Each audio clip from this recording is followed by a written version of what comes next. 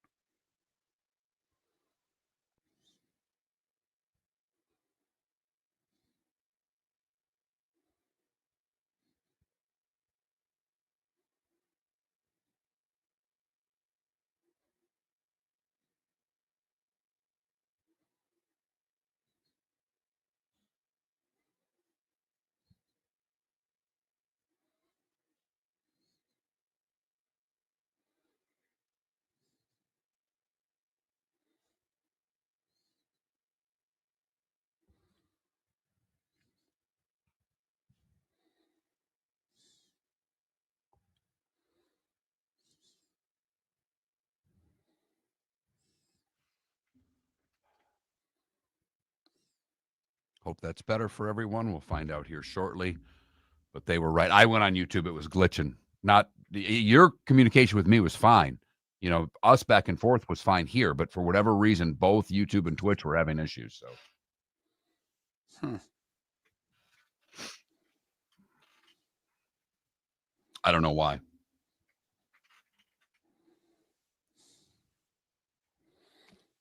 Me neither. That done. Holy crap. It's a hell of a commercial break.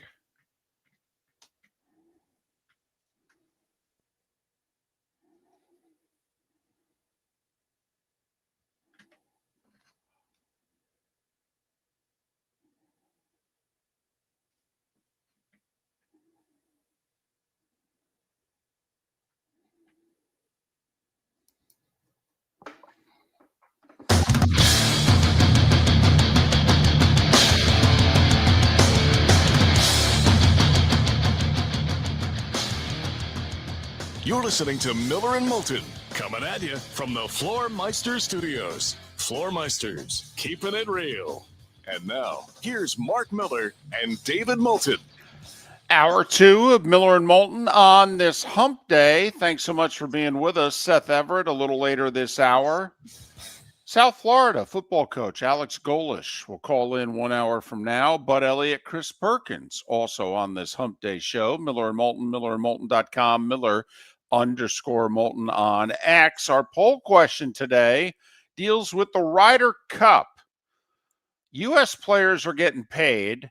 Europeans are not. The U.S. players are getting $500,000, 300,000 of which has to go to charity.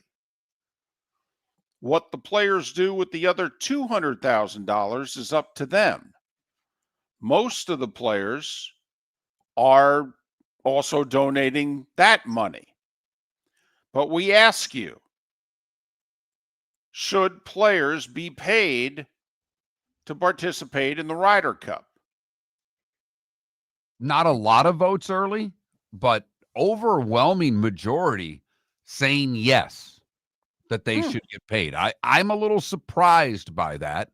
I guess, we have pointed out, not just today, but for a long time, how well the PGA of America does on the Ryder Cup. And by well, David, what's that revenue they're going to generate from this event, this 3-day event plus a couple of practice days, of which Thursday may be a washout by all accounts? Mark, close to $200 million. That's $200 million.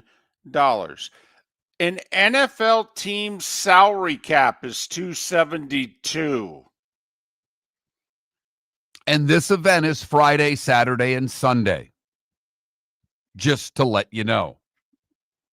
So that Mark Miller, the David Moulton, Miller_Moulton on X to vote. The Pelican Roofing of Florida text line is wide open. It always is wide open. Pelican Roofing of Florida, 1-866-9-PELICAN, statewide, residential, commercial, whatever your roofing needs, please call on Pelican Roofing of Florida. If you want to text the show, the number is 21,000. The keyword is Miller. If you've never texted the show before, we'd love to hear from you, your thoughts on this or anything else that you feel is relevant in your sports life that you want to bring up to Miller and Moulton. We take all text. We take them at all times. Sometimes I even answer them on the weekend. I'm bored. This happens. So if I can go back to the baseball ABS computer system. So we mentioned, each team gets 2 challenges per game, but if you challenge a call and you get it right, you keep it. If you go to extra innings and you're out of challenges, they give you a challenge for every inning. That's extra. So there. Only the pitchers, catchers, and hitters can challenge. Nothing from the dugout. Players, coaches, managers, nope. Nope, it's real simple. Pitcher thinks that was a strike, called the ball, he taps his head. Now, remember, each team only gets 2 a game. So, there could be a little strategy involved here. Do you use your challenges early? If you think you're right, you better hope you're right. Mark, they did this in spring training. Not at every site, but in a lot of the sites. For what it's worth, the catcher had the highest percentage of correct appeals, if you will. When the catcher tapped his helmet and said, yeah, sorry, Blue, we got to take a look at that. I think you missed it. He was right 52% of the time.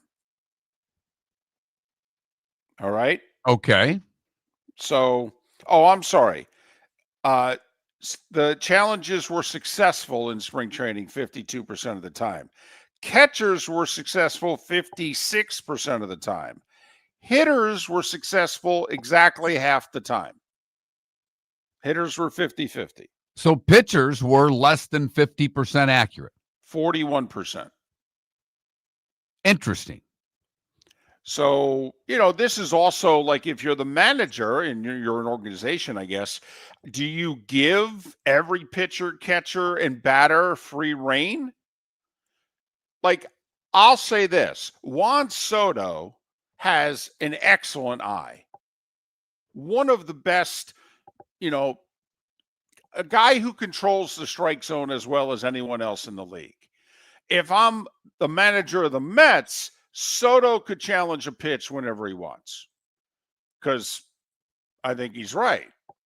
If he, it's called a strike and he says, no, it wasn't, my money's on Juan Soto.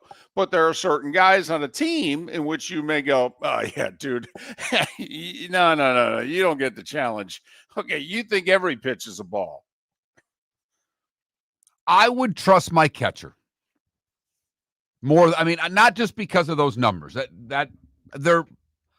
Obviously it's 15 percentage points higher than the pitcher, but I would trust my catcher.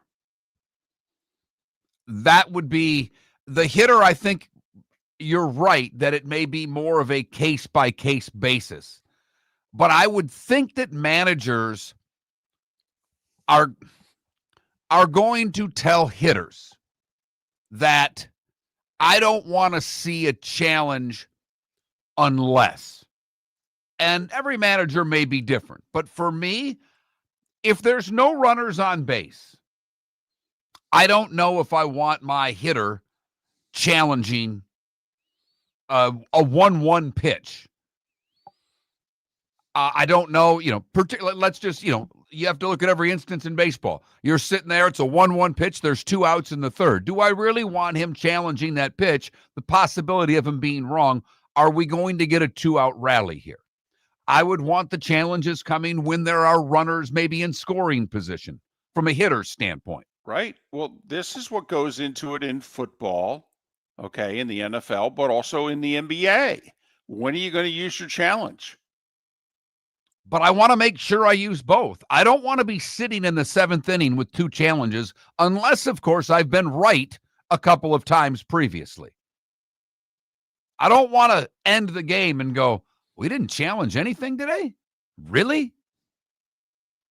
That guy called a perfect game behind the plate. But also, this is where, and obviously the teams do it themselves, but there's an X account, umpire auditor.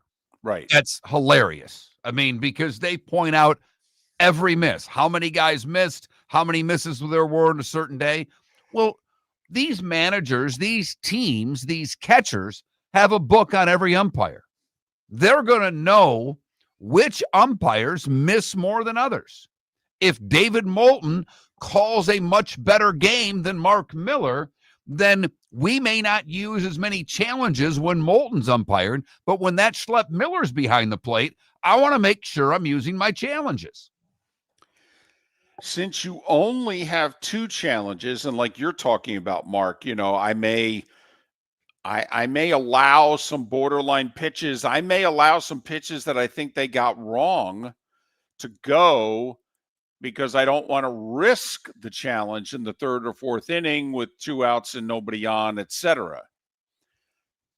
But I'm wondering, catchers, a certain value to a catcher is their ability to frame a pitch. Translation, steal strikes. And you would have to think that certain guys' value is going to go down now because of this ABS computer system. That pitches may be close and he may steal some calls, and hitters may choose not to challenge because it was close. I think it was a ball, but whatever. I will say I love the art of framing the pitch. I played catcher as a kid and loved the position. You did too. I think you and I both love the catcher. Love it. Not saying we were any good. That's not what I'm trying to imply. No. But because I played it as a kid, I love the position. Love every part of it. I think doing what I do, I think catcher, I've always thought catchers, and even McCarver, I've always thought catchers make good analysts. They're in every play. So, but I've never understood why a catcher moving his gloves 6 inches after catching the ball influences an umpire. Like, I've never, ever thought, he moved his glove. Well, now it's a strike. No, he moved his glove. I'm sure it's a ball now. Right. You're wondering. I've never in my life understood the logic behind that. Right. Why does it not work in reverse? Why does the umpire's brain not go, well, if he moved it that much, then it clearly missed? Now, the other one, when it's a ball, the catcher just keeps his glove there, Yep. doesn't move, and sits there for an extra 2 seconds. Like, Yep. you're really calling this a ball? Look where I didn't move my glove. This is a damn strike. Like, I always thought that was more of an influence than the catcher that moved his glove from a foot outside the plate saying, oh, see, it's here. I never have understood that. So they're bringing the ABS computer system. It is the exact same system they use in tennis. And I don't know how many of you watch tennis anymore, but when you do you ever think that the ABS system is wrong? I mean, I'm just curious. Is there ever a time in which you go, oh, come on, that looked out? And then sure enough, they go to the ABS and it shows that it caught the line. And you're like, and as a player now, you have no recourse. I mean, they go with the challenge system. That's it. And to answer that question for you, David, no, I've never thought the ABS was, and not because I'm for this system, Right. but that ball's moving so damn fast. Do I honestly believe my naked eye can do better than the computer? No, I don't. Oh, no, I don't think that my eyesight is better than the computer either. But I will tell you, when I watch tennis, I think, are we sure about that? Are we sure that clipped the line? I don't know. And it is so well received in tennis. I mean, that's the other thing. The crowd gets into it. Yeah, they do. They do. It's fast also, but it's part of the entertainment of sitting there and I think they said in baseball they're going to show the challenges that are successful on the board. Okay, But they're not- not so not yeah, I thought I read that in the story that they're not going to show every challenge, but they will show those that were successful. Mistake. Because the ones that aren't successful, because look, we all think that the umps, the referees, they all stink. We could do better than that. Then when the player, the pitcher, the batter is wrong, then why not prove that the umpire is right a hell of a lot more than he's wrong? American Paint Supplies, celebrating 30 years in Naples, is proud to be the exclusive Faro and Ball dealer in Southwest Florida. The best thing to come from the UK since the Beatles, Faro and Ball has the colors and paints at American Paint Supplies. See why all the designers and painters choose Faro and Ball. For 30 years, American Paint Supplies provides the perfect pairing of service and expertise on 6100 Shirley Street in Naples off of Pine Ridge, or online at AmericanPaintSupplies.net. American Paint Supplies is your one-stop shop for all your coating needs. So I asked him at Floormeisters, hey, what do you want me to tell everyone for September? He says, well, tell them I just bought 100 pallets of Core-Tech. So I've got so much of it, I can keep the prices low. Plus, installation's always available. Delivery's always available. And tell them Floormeisters has colors, 15 of them that no one else has. Floormeisters in Naples, next to Costco, whether it's carpet, tile, or Core-Tech. The best flooring, best service, at the best prices. Floormeisters. Floormeisters.com. For over 50 years, the Nolan family has been dedicated to protecting local families. Nolan Family Insurance is a second-generation independent agency that specializes in home, flood, auto, and boat insurance. They take the time needed to explain your coverage options and answer your questions so you can make an informed decision that's right for you. If you're looking for an agency that treats you like family, call 941-639-1122 or go to NolanAgency.com. That's 941-639-1122 or NolanAgency.com. Think we only fix windows? Think again. Your local Glass Doctor Home and Business does so much more to upgrade your home. We custom build stunning shower and bath enclosures, install sleek glass doors and windows, and can bring fresh life to foggy or cracked panes. Need a glass tabletop or a statement mirror? Yep, we do that too. If it's glass and it's in your home, we're the team to call. Call the Glass Doctor, we fix your pains. Oh, yeah. This is Miller and Moulton.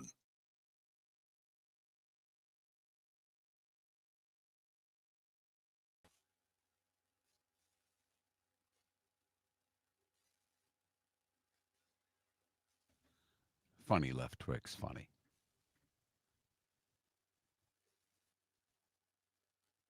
Good for you, Clark, if you're going to umpire Little League games. Good for you.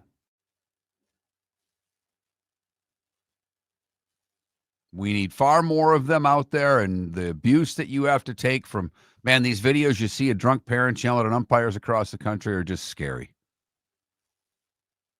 But good for you.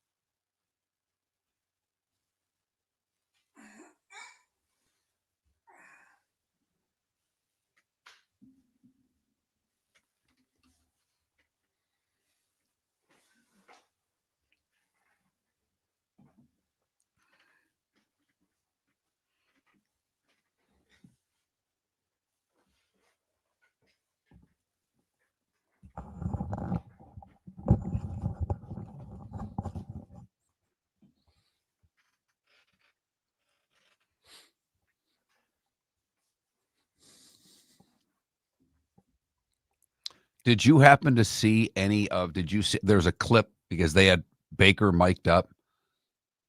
I saw like a TikTok clip, but a good 60-second, maybe a minute and a half of just Baker over the course of the whole game. It's good stuff. When he goes over and yells at Ibuka for catching the ball with one hand. Quit disrespecting my passes. Two hands.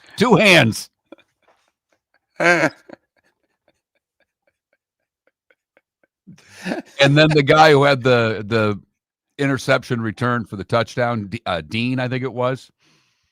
Jamel Dean. Yeah. Well, apparently he must drop a lot of balls in practice because all Baker is yelled, he caught it. He caught it.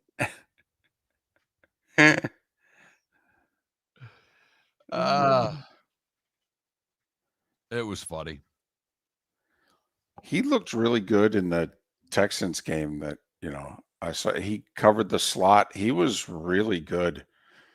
His guy, and then when Nico switched sides, he would take him, and he did a really good job, I thought, in the Texans game. So are you locking in on games on certain, because it's tough to watch everything that goes on in a play. So are you trying to watch certain matchups for him, if you know what I mean, to or do you lock in on certain matchups instead of watching the line of scrimmage, you're watching D-backs, if you know what I mean?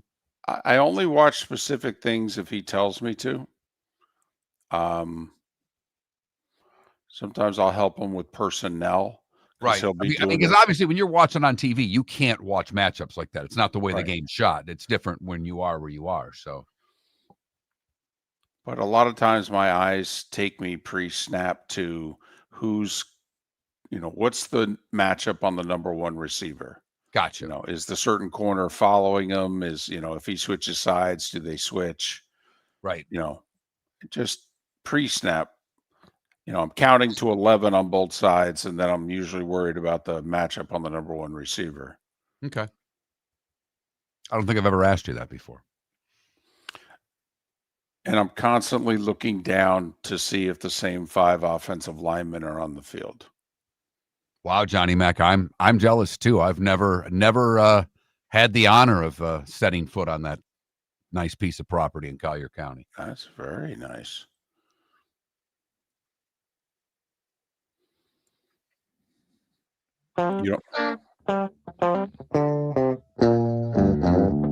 You're listening to Miller and Moulton.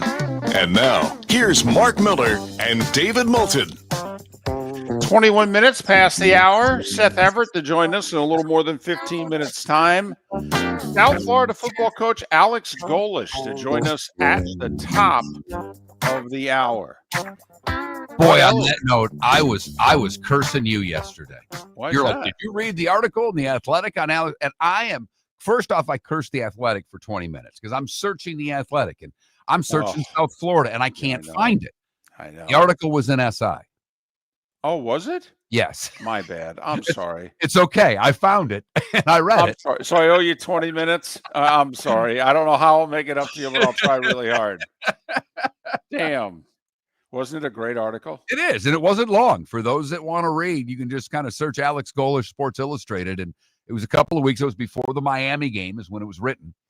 And a good article. Good article about him. Learned a lot about when he got involved in coaching. But certainly a fascinating story of his immigration from Russia as a child with his parents, his grandparents. Both of his grandfathers apparently told the parents to get out. If you can get out, get out. Right. It's not good here. You need to go. And $400 in their pocket and a flight and an aunt that met them at JFK. They ended up in Ohio, and he got into coaching at a very young age. And obviously now we know what he's doing with South Florida, and he will join us in a little less than 40 minutes time. Can you put your bias of the topic that I'm about to bring up to the side as much as you can? Okay. I'm just asking. I'll do my best. I know, but I just wanted to get that out there. You have never been a Russell Wilson guy. I have not. Right. So I want you to take that part of the equation out of it as much as you can. All right. Are the Giants idiots for benching him for their first round pick, who is a bit of a project? I mean, you don't go 25th overall. I mean, Lamar did go 32nd, and obviously, I mean, tough to call him that, he was even a project for a day. So maybe you don't consider Jackson Dart a little bit of a project. I still do. But do you think that this is insanity, or do you think this is, what the hell? Well, I don't know if it's coming from Dable. That's the first thing I will say. This may have been coming from on high. But I would have waited a week. I wouldn't have done it against the Chargers. That wouldn't have been my move. I said it yesterday on air, and then when I found out after the show that Jackson Dart's going to be starting for the Giants, I was surprised. I was taken aback by that. I did not think they would do it, particularly when they have the Saints the following week. It seemed like the natural move if you were going to do it. But then I started looking at the Giants schedule beyond that, and it doesn't get much easier, David. There doesn't seem to look like a time where there's a 3-game stretch where you could say, put them in here. Quite frankly, you could look at the Giants schedule the rest of the way, and if they're not favored by a point or so against the Saints, you look at the rest of the schedule and you're like, yeah, I don't know if they're going to be favored in another game they play. Yeah, that game against the Saints could very well be for the first overall pick. It really could. And I know a Miami Dolphin fan out there saying, what about us? Well, we'll get back to you after next Monday night. They're there yet. Right. We'll get back to you after Monday night. You lose at home to the 0-3 Jets? Okay, we'll put you in the conversation. And Carolina after that, we can talk. So, right. Look at, I guess at the end of the, I don't think he's as much of a project as you do. And the reason why I don't is that I have such regard for Lane Kiffin and his ability to teach an offense. And there were certainly games in which you looked at Dart last year and went, oh, this guy can play. And there were others that you went, he's a project. Right, like the Gator game in November. Yeah. Right. So I don't know if there was a right time this year. And I do think I actually think the straw that broke the camel's back, looking back upon that game, is the 4th and 2 when you throw it out of bounds. When you throw the ball away on 4th and 2, how do you win with that guy? I'm not saying he could have completed the pass, but it could have been an interference. You there's something wrong with Russ now. And there has been for a couple of years. So, which is funny because if the Cowboys kicker doesn't drill one from 64 to send it to overtime, I think just the week before he would have been named player of the week in the league. well, and Caleb might get it the following week. Right now, when we look at the Cowboys defense, who can't put numbers like that up against them? That's dadgum good point. I mean, it'll be really interesting this week. Quick sidebar, because Jordan Love did not look very good against, looked terrible against the Browns. He did not have a good game. And he throws that, as Pat Kerwin said on his show, he throws that 1 or 4 bad passes a game. And that's what you've been pointing out for a couple of years now, David, that there are times in which he just throws a ball that doesn't have an explanation to it. But if Love goes out and looks the way that everybody else has looked against the Cowboys, it's more proof that it was the Cowboys, not Russ. Since we're staying on tangents for another 10 seconds, Myles Garrett is amazing. He really is. I watch Myles Garrett play now, and the way I used to watch Aaron Donald and just go, oh my goodness, on every play, he's a problem. You have bodies on him every play. Oh, and that may still not work. Oh, man, is he something. He can just wreck a game plan by himself. He's unreal. All right. But I think a little bit of this is on high. I don't necessarily think it's the fans chanting for him and booing Russ, but I do think it has a little bit to do with what ownership thinks. I actually think it's all Dable. Dable was the one that pounded the table for Dart. Okay, I think it's all Dable. I think Dable knows he has to either win games this year, which they weren't going to do with that schedule and the roster they have, or he had to develop Jackson Dart so by the end of the year, he could look at the ownership and go, you're not going to get rid of me. Look at what we're doing. Okay, together. I know it was a tough year. Let's take the high draft pick. By the way, okay, I'm doing a better job than the GM. Start yelling at the GM. I think this is all Dable, to be honest with you. Okay. And, I think the other part of this that really hurts the Giants is how well the guy in Indianapolis is playing right now. And, Dable, Mr. Quarterback Whisperer, your guy in Indianapolis is kicking ass right now.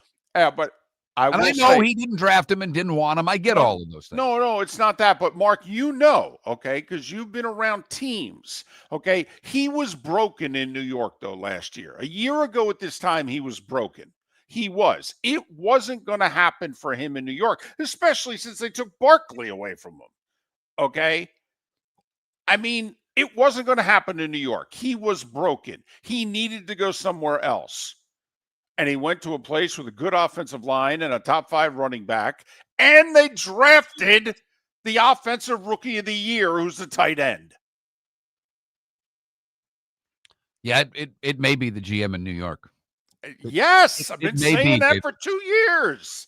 May have been the GM before him, though, too. I mean, this is a long run. I mean, yes. Dolphin fan, look at the Giants. I guess it could be worse. Your worst season in the last 5 years was 8-9. All right. Giants fans would give you large amounts of money for that right now. But I thought you hit on the point. The reason why I still would probably have held off on Dart, I'm not sold on the offensive line. I told you, there's no way I'd put him back there until I got the big left tackle back. He did come back against the Chiefs, and he was playing really well. So that might have been the moment in which, when the game was over, he emerged healthy, and they said, okay, our line's going to be solid the rest of the way. Now we can put Dart back in there. By the way, if Dart can just hit Scattaboo 3 times a game on screen passes so he can run people over, if they could get good, he will be a cult hero in that town. A hero. I know he's not going to be the best player ever, but he's the type of guy that gets a fan base excited. Hopefully Seth Everett gets you excited. He's next. Football season is back, and celebrate your game day with Jimmy the Beef Guy. We're talking tender, juicy Chicago beef sandwiches. Whether your party's for 10, 100, or 200, bring game day to your house with Jimmy the Beef Guy. The catering packages come with the beef, the gravy, the peppers, the bread, everything you need. 2 convenient locations, Fort Myers and Bonita Springs. Skip the ordinary and bring the beef. Jimmy the Beef Guy, Chicago flavor, Southwest Florida style. Call today or visit jimmythebeefguy.com. Tell him Miller and Moulton sent you. Your roof is your home's first line of defense. At Pelican Roofing of Florida, Ronnie John and their team bring years of experience to protect what matters most, your family and your business. From residential repairs to large-scale commercial roofing, we deliver honest work, fair pricing, and quality you can trust. An upgrade on your roof can lower your insurance costs. Don't wait for a leak to turn into a disaster. Call the experts at Pelican Roofing today. 1-866-9-PELICAN. That's 1-866-9-PELICAN. Online at pelicanroofingcompany.com. CCC 1332512. American Paint Supplies, celebrating 30 years in Naples, is proud to be the exclusive Farrow & Ball dealer in Southwest Florida. The best thing to come from the UK since the Beatles, Farrow & Ball has the colors and paints at American Paint Supplies. See why all the designers and painters choose Farrow & Ball. For 30 years, American Paint Supplies provides the perfect pairing of service and expertise on 6100 Shirley Street in Naples off of Pine Ridge, or online at AmericanPaintSupplies.net. American Paint Supplies is your one-stop shop for all your coating needs. Mark Miller for Sleep Treatment Direct. They are helping me with sleep apnea. And by helping me, I mean curing me. No more CPAP machine, no more snoring, no more tossing, no more waking up exhausted. Their expert team got me the right treatment, fast and hassle-free. If you want to feel energized and get rid of your snoring, call Sleep Treatment Direct today. 444-1741. That's 239-444-1741. Sleep Treatment Direct. Sleep safe and This sound. is Miller and Moulton.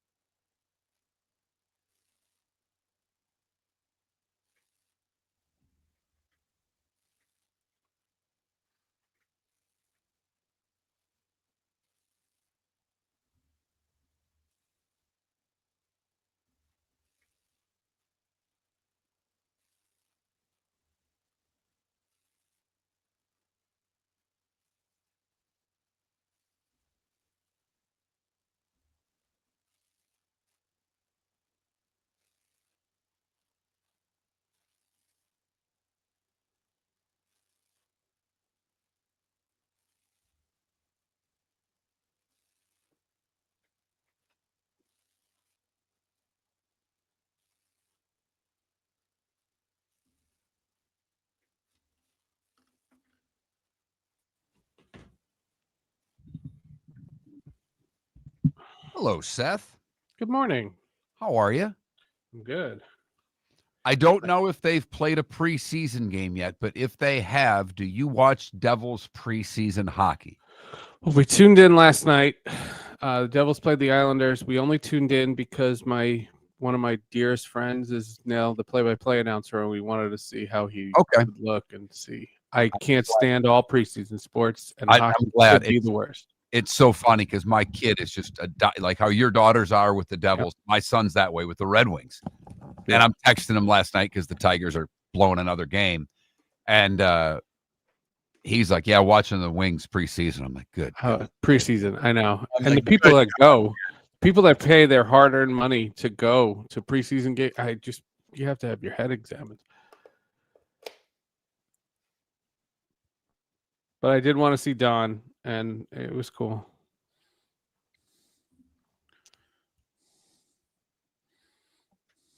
You're having the South Florida coach on, right? Yes. Yes.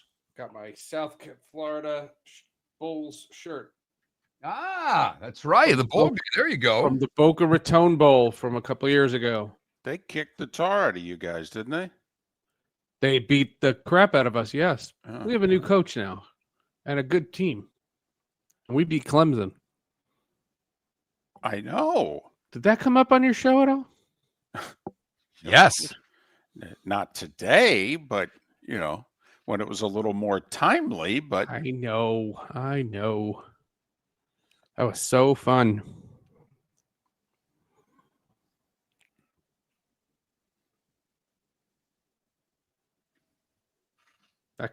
That quarterback's going to get a medical red shirt. He's going to play till he's 27.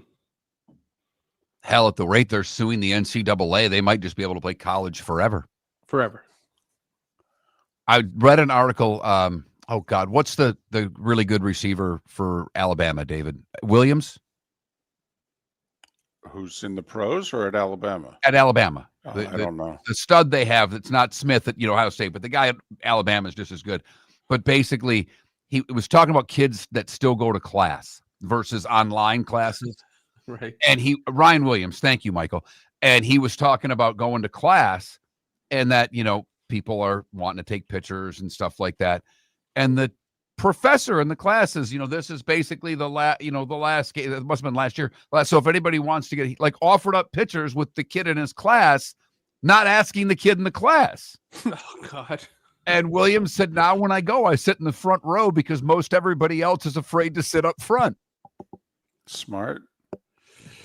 But it was just an interesting article on, the difference between the online and some kids that still like to go to class and just in the NIL world, how different it is now. That's crazy. Syracuse gets these players that have no chance of being in the NFL. And so now with NIL, they just want to be there for as long as they can. Sure, of course. Yeah. Or play well enough that someone else wants you right. at a higher level. Right. That the better schools want you. That's the three of us are trying to get paid for as long as we can too, Oh, that's what we're doing this for. You're listening to Miller and Moulton. And now, here's Mark Miller and David Moulton. 22 minutes till the top of the hour. It is a hump day edition of Miller and Moulton. Our poll question is Ryder Cup related. There's been a controversy. Should the players be paid to play in the Ryder Cup? European players are adamant they should not. The U.S. players wanted a little something for the effort, even though they're donating most, in some cases, if not all of it, to charity. So we ask you, should they be paid or no? It's an honor to represent your country and, that's enough. That Mark Miller, the David Moulton, Miller_Moulton on X. He's wearing his Boca Raton Bowl t-shirt, which was when South Florida whooped up on Syracuse. We have the South Florida head coach, Alex Golesh, joining us shortly. He's Seth Everett. Two great podcasts, Sports and Friends Hall of Justice. Follow him on X at Seth_Everett. Good morning. Good morning. I got bumped for the South Florida guy. I'm impressed that you did that for the South Florida guy because for you, it's game day. Arsenal has a game today, Seth. I'm amazed you're not wearing the colors. I know. I could put the jersey on, but it's not that big a game. And we have a little issue here at Casa de Everett. The washing machine is broken. And the laundry is being done very sporadically. It is an absolute need. So the Arsenal shirt, I think, is one of the shirts that's trapped in the washing machine. So that's not happening. Is this old school? Are we like getting water and detergent out in the sink and hanging stuff on a clothesline? Or no?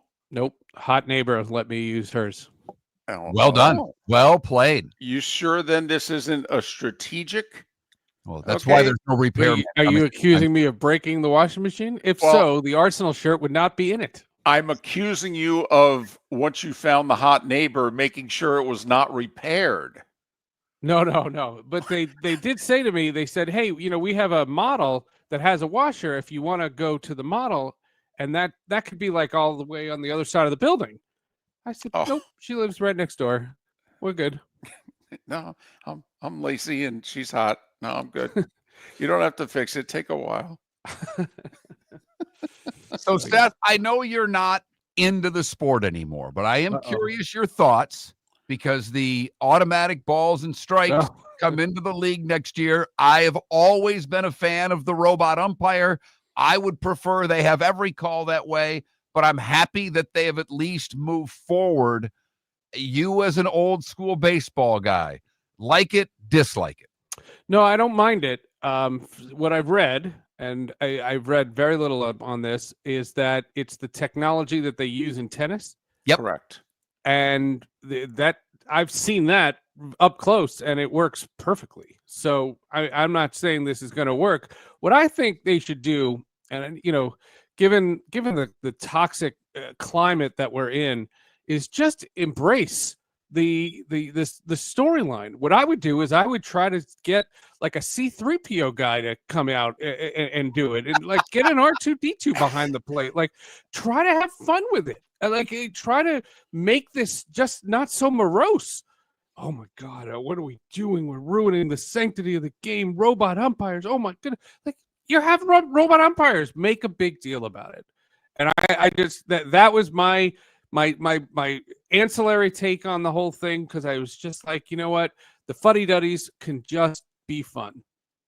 That was morose, David. I don't know if you caught that. I think it's the first time that word has ever been used on this show, and we've been at this nearly 20 years. At Hey, least we're this nothing if we decade. don't have words. At least this decade. Okay, there's no question about that. And I thought for a second, since we were talking baseball, he was talking John Morosi. But Hey, thank JP, you. who suddenly became John, because I think Yeah, some I podcast know. told him, lose the JP, buddy. Right. I think, hey, if you want to be successful, just go with John. Anyway, by the way, JP Shadrick on the show tomorrow.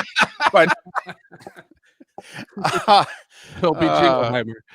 so here's, I thought, a couple of interesting things. First off, like in tennis, obviously the court doesn't move.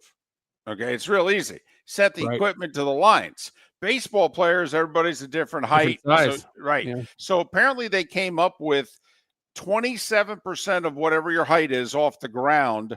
That's the low part of the zone. And then 53.5% of your height, that's the high end of your zone. And so that will be the computerized box that they come up with. They also said after years that major league umpires get balls and strikes right 94% of the time is the stat they have. We can debate it. Okay. They also said that over 60% of the ejections in baseball are over balls and strikes. They think this will really cut down tremendously on the number of ejections. Right, but that means the goal is to reduce the number of ejections. Again, the try to make the sport a little fun. The only thing that you can argue are balls and strikes, because you can't review them. So that's the only reason why they would do it. Again, try to make the sport a little bit more fun.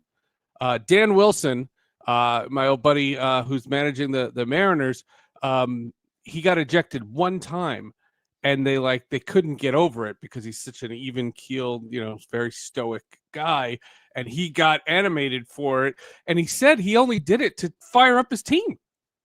I was like, what are they going to do now? What can they employ next? I don't know. They should load the wrong system, and like Anthony Volpe should come in with an Aaron Judge strike zone. And the pitch is over his head, and they're calling strike one because they loaded the wrong. Oh, damn! I hit the wrong button. You know what? You do bring up a valid point, though. I mean, I know it's not supposed to be the most entertaining thing of the game, but anytime when I'm watching videos and an old Earl Weaver clip comes in of him arguing when they've got that mic'd up, and you know what you're doing? You're blanking me. Yeah. Oh, go! You're going to be I'm going to be in the hall. You're going to be in the Hall of Fame, Earl. I mean, some of those arguments that we've now heard in Lasorda. I mean, it was such a fabric of the sport that Seth, you'll never see again. So the Savannah Bananas have made an impact on you, is what you're saying. Well, I saw that they were in Seattle this weekend, and Jamie Moyer was pitching, and he actually struck a guy out. It's like the Harlem Globetrotters. Yes. That's what it is. Good for them. Good for them. I was thinking of my favorite, when you talk about getting a mic'd up. This wasn't mic'd up, but Lou Piniella was trying to calm Jose Mesa down back in the late 90s. And Lou came out, and it was in Cleveland where Mesa had his big meltdown. And he comes out, and I asked him after, what did you say to him? And he walked up to him, and he said, "I'm going to kiss you right here on the mouth." And Jose Mesa said, no, you're not going to do that. And he said, "I'm going to kiss you on the mouth in front of all these people. You and I are going to make out." And Jose Mesa said, no, you're not going to do that. And he goes, "Throw strikes." Seth Everett, Sports with Friends, Hall of Justice. Follow him on X at Seth_Everett. Hey, I'm curious. Yeah. Are you a college football fan now that Syracuse beat Clemson? Yeah, just now. Yeah. No, Yeah. I'm serious. At what point on Saturday afternoon did you go on a computer or go to X and go, "Oh my goodness, they're beating Clemson," and then you put the game on? No. I watch the games. But Syracuse, I put the games on. I half watch them because usually they're getting blown out. And, if Syracuse was a 17.5-point underdog, and I would have taken Clemson going in, I'd seen them the previous 3 games. I watch all their games. Okay. Were you okay? And I don't know if we talked about it with the coach there having them run sprints on the field after the UConn win. After the win, right? They Yeah. won the game against UConn. He had them run sprints. I thought it was a silly look. He doesn't care. He's fine with the look. I mean, now they beat Clemson. So is he justified in these post-game on-field sprints to make himself look good? I thought it was one of those things where he was trying to get a point across.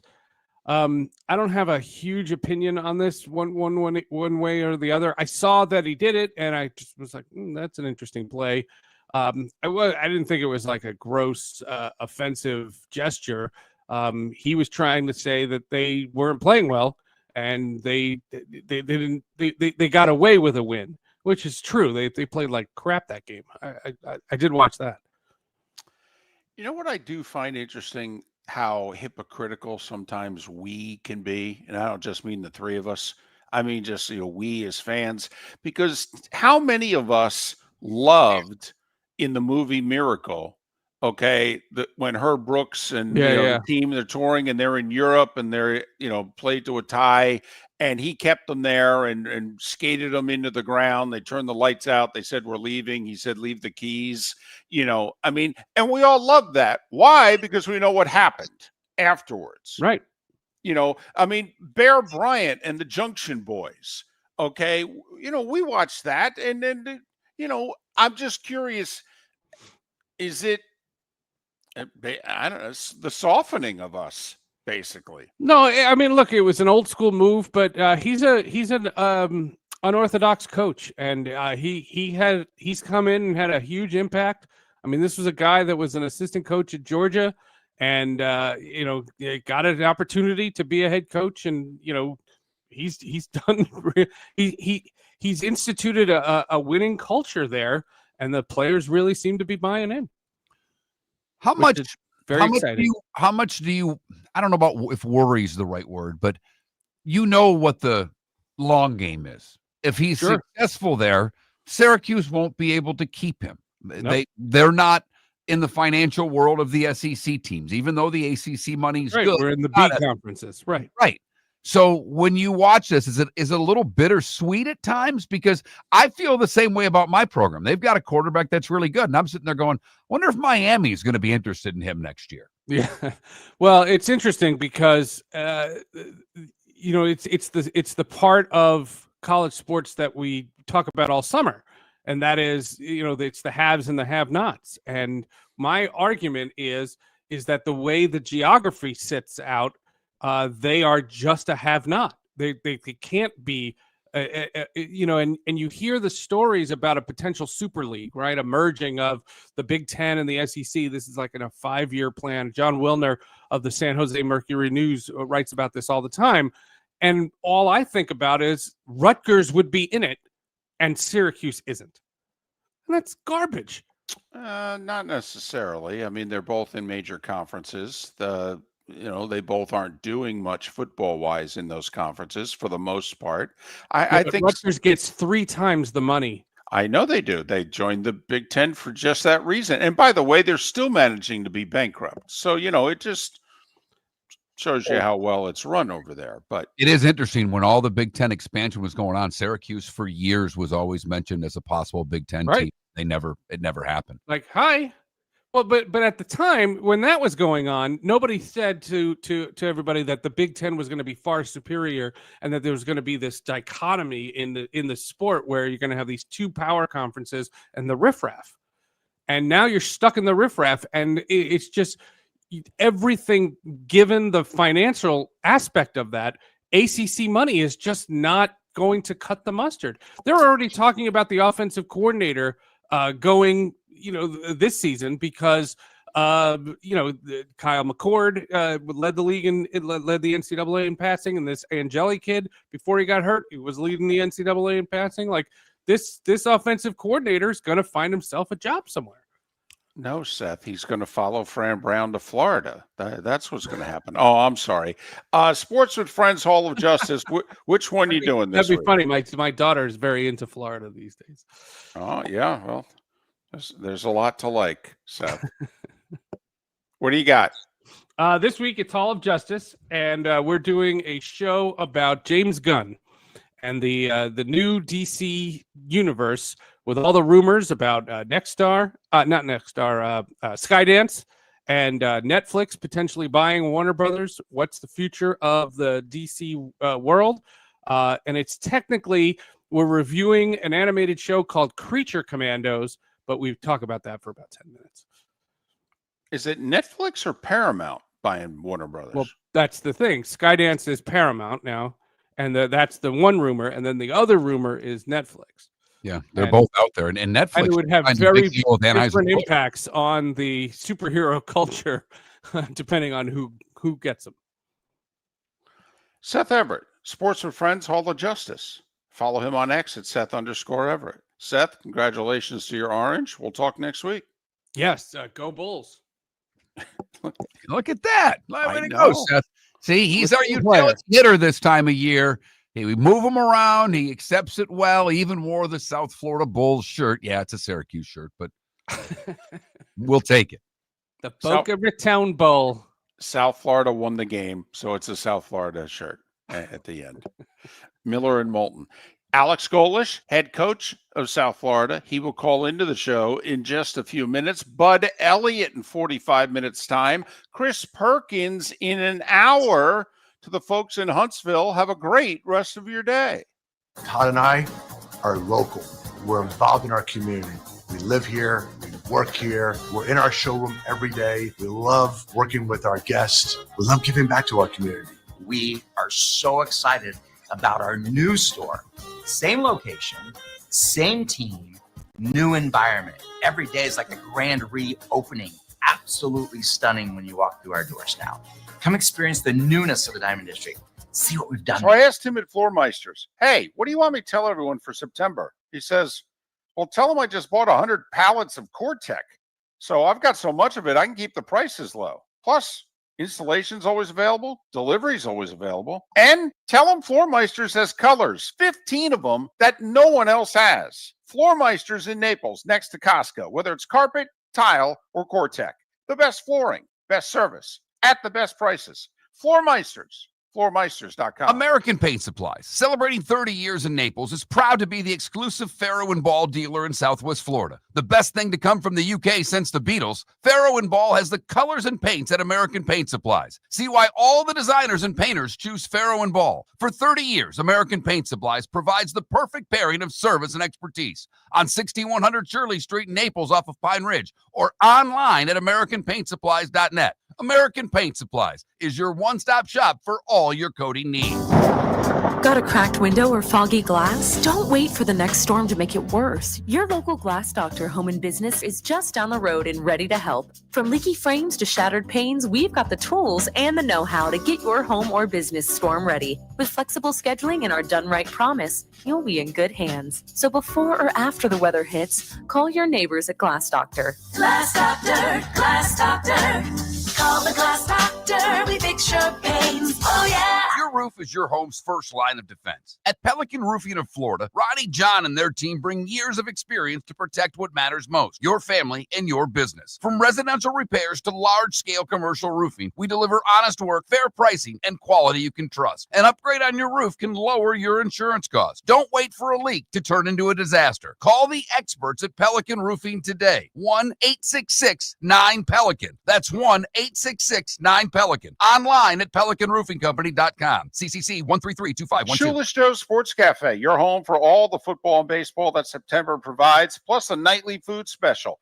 Got bingo and trivia Tuesdays and Thursdays, live music Fridays, karaoke Saturdays. Never mind the fact that Shoeless Joe's is going to celebrate Grandparents' Day, National Hot Dog Day, National Cheeseburger Day, all in the month of September. Food and drink specials during every NFL game. Shoeless Joe's, the official home for Ohio State football. Shoeless Joe's, good food, good times, good sports in the Doubletree by Hilton. Bell Tower Shops, Fort Myers. This is Miller and Moulton.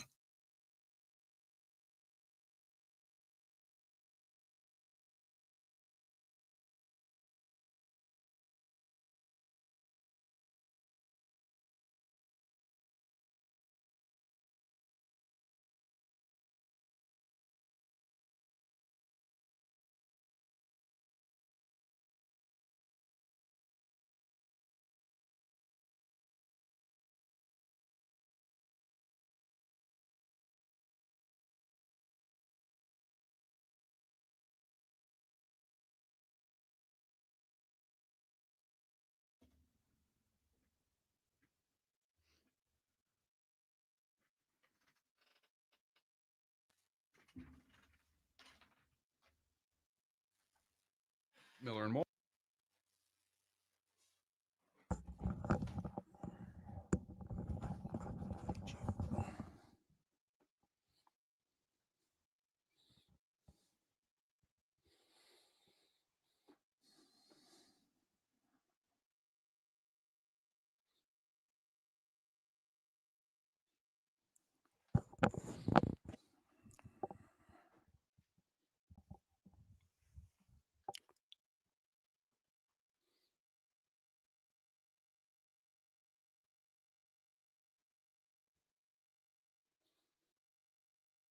They've already called. They're passing the phone. I did not talk to him. I talked to the SID or whatever, whoever called, and we're on hold and ready to go. Okay. You know, if you put your earbuds in the wrong ears, it's tough to hear because they're backward.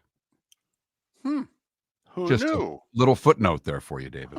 It's good to know. Thank you for when I start using them, if I ever start using them.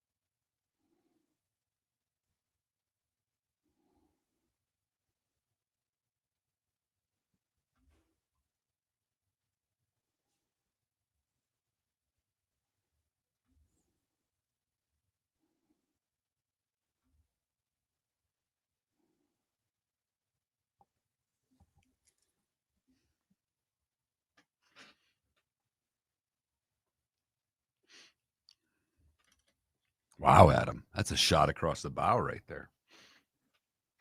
Like that the snark's not limited to the hosts. Very nice. Very nice. That's impressive. Good for you.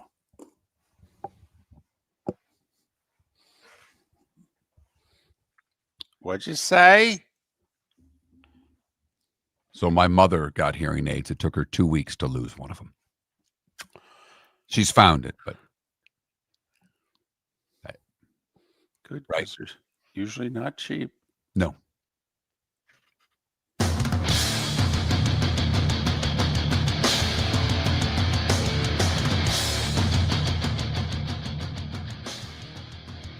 You're listening to Miller and Moulton, coming at you from the Floor Meister Studios. Floor Meisters, keeping it real.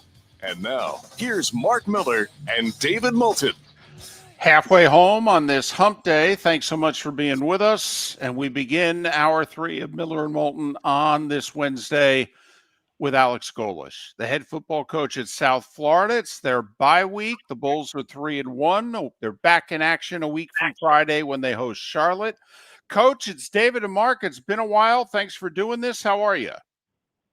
I'm doing awesome. I appreciate y'all having me on. All right. When you took the job, was the 3 games to start this season already set? Because it just seemed perfect, year 3 really tough games. They happened to all be ranked, and it just seemed as if it was kind of like, well, okay, now we're going to see where the program's at. I'm just curious, did that fall into place, or was that already in place when you took the job? Yeah, that was on the schedule when we took the job. So we knew that that's what was coming. I don't know if there was like much of a thought about it early, but obviously as and I'm such a day by day process driven person anyways, that you kind of looked at it and said, man, that's on the horizon, that's coming. But we had so much to do right up until that point that you don't really think about it like that. You truly are so one day at a time that when we got to January, it was like, all right, well, here's what's coming. And there's certainly got to be a plan anytime, not just the fact that they're ranked teams or whatever, but simply just the physicality that it was going to be really opening with Boise. You knew it was going to be a physical stretch of games that the off season was going to have to match it. Certainly fall camp was going to have to match it to prepare our guys to go. And you've talked about that. We've had you on a lot. You've always, from day one, you talked about the process. But one of the things I was reading that impressed you from what you said was not just the process for you, but this year in fall camp, you noticed the process with your leaders, that your seniors were mentoring freshmen, that the process has transformed itself from what you wanted it to be to your players understanding the process. Is that fair to say?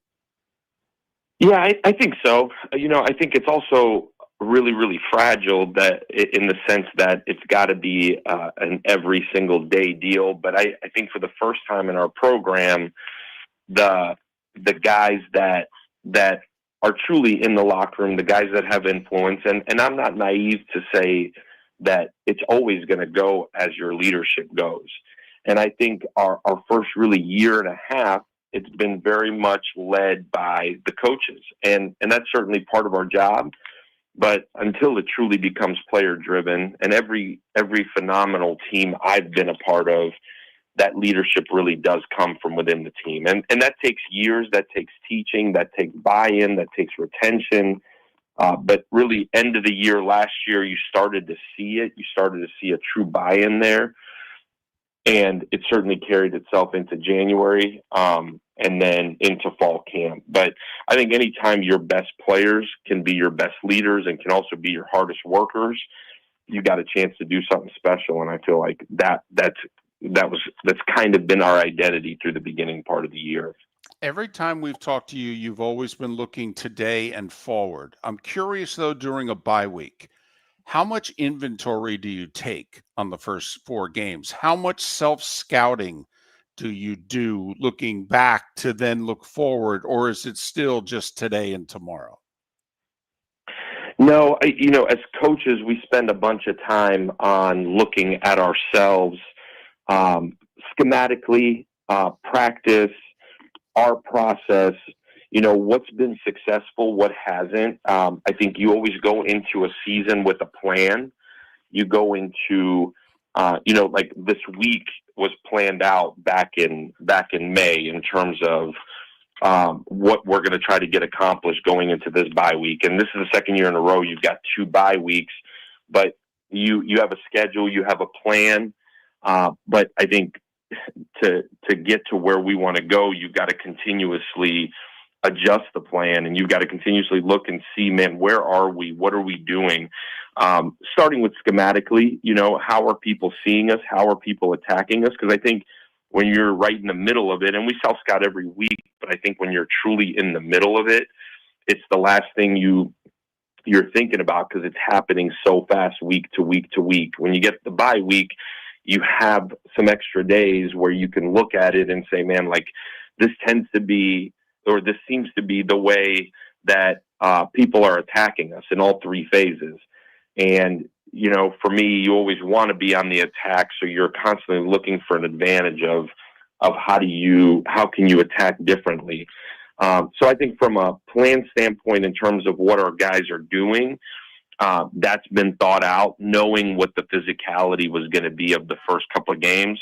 But in terms of looking at ourselves, I think you got to be really, really critical. And we've spent these first couple of days, 1, getting ready for Charlotte, but 2, looking at ourselves in a big way. Take me back to January. You mentioned retention. With success comes all of the things in the NIL world. When you talk about building your team and your group, just how is it more difficult this past January than it was your first, and making sure you are able to keep your guys and have that retention to build success? Yeah, I think retention is such a big part of being able to build a successful team right now. It's obviously guys in year 2, 3, 4 of your program are always going to be better than guys in year 1 of your program. Good players, average players, the longer you're in the program, the longer you're in the same system, the better you're going to be. You can continuously move up levels of learning, levels of play within a system, familiarity. The retention piece, I think, is such a huge, huge part of being able to be successful right now in this climate. And I, you hear all the time, and I've said this before publicly, you hear all the time, man, I got to recruit my players every year. I think that statement has become such a giant cop-out for college coaches. I think recruiting your own players is truly doing what you said you were going to do at the front end of this whole thing. And we're super, super deliberate in when we recruit, being real and being honest about what this is. We don't hide from who we are. I certainly don't hide from who I am. But I think telling the truth on the front end and then doing what you said you were going to do is the recruiting and the retention of your own players. There's obviously factors that go into it. Be naive to say that money's not involved in the game right now, because it certainly is.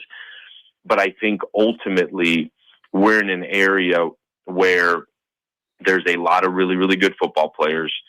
Our primary focus has been on recruiting really good high school football players and then developing them. I think this is always going to be a developmental program. I think college football in general is a developmental sport. And us bringing guys in and then doing what we said we were going to do is the primary way that you can recruit and retain your players.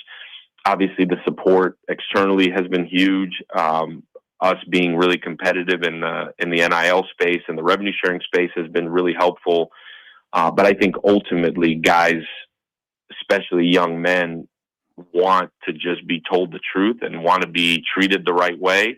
And I think if guys feel like they're developing and getting better and they're in a system that is helping them and setting them up for their future, guys will generally want to stay. And I've never begged anybody to stay, but I think we've got a really, really cool culture here right now where guys are bought into continuing to get better week to week.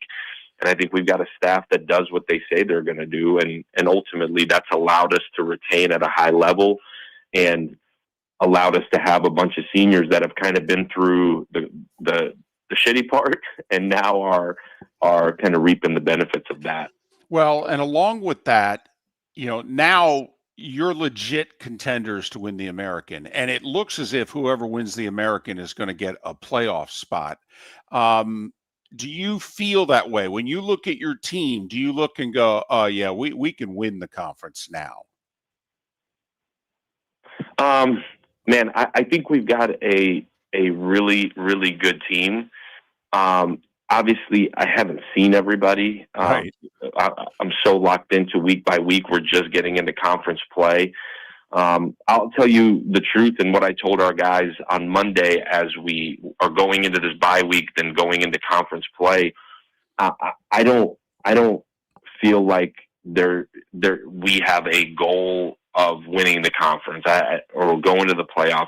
I've never been a big goal setter because I think goals are made to be either achieved or not achieved, and then I think as a society we make excuses for why they weren't achieved. To me, if you're truly process driven, you set standards, you get to those standards, and then you raise your standards, and that's building a program, that's building an organization, that's raising a family. I think it all goes hand in hand. That we will play to the same standard that we practice.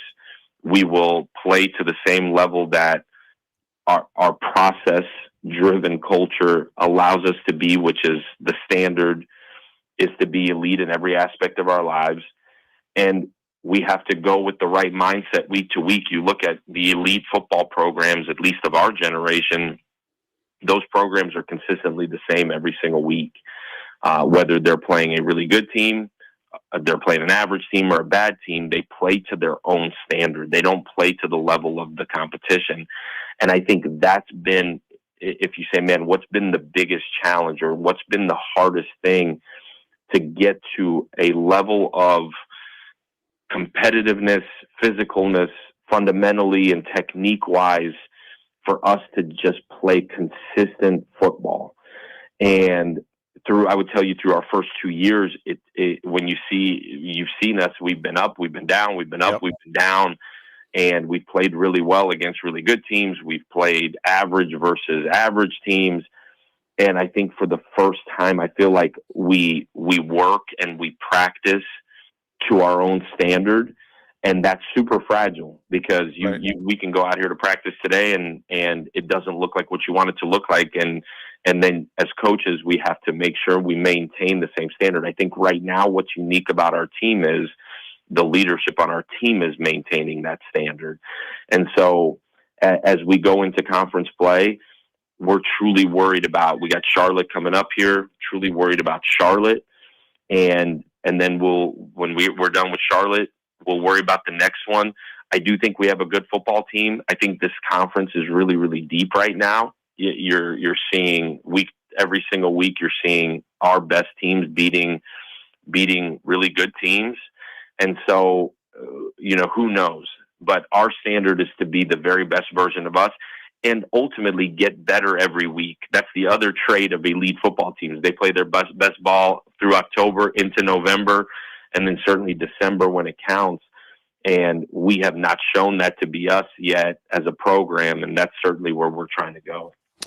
Coach, thanks so much for making time for us. We know there are a lot more demands on your time. Congratulations on the 3-1 start. All the best, and hopefully we can talk again down the road.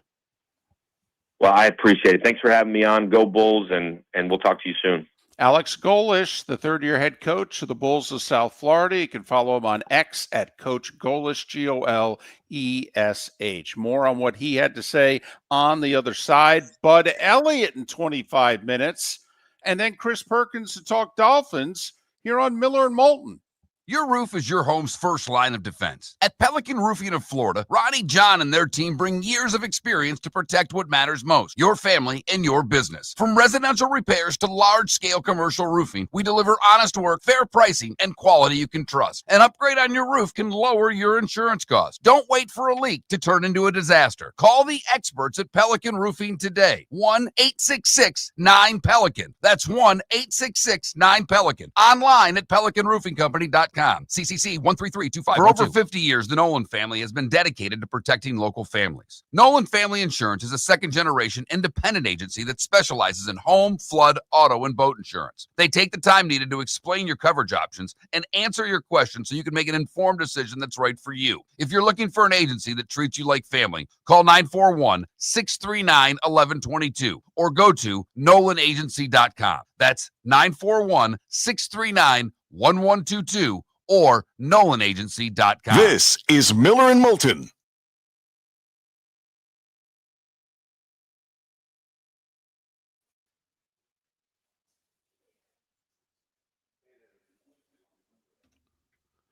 For the record, I was looking at my Phil Steele book at their Schedule 1 and then trying to figure out what Southwest Florida players were participating if I could get there, but really never given an opportunity to go in that direction because there was other things I wanted to ask. But I always like to be able to, if you can mention a local kid, but now that we're on in Tampa and Jacksonville and Fort Myers, it's really not as necessary.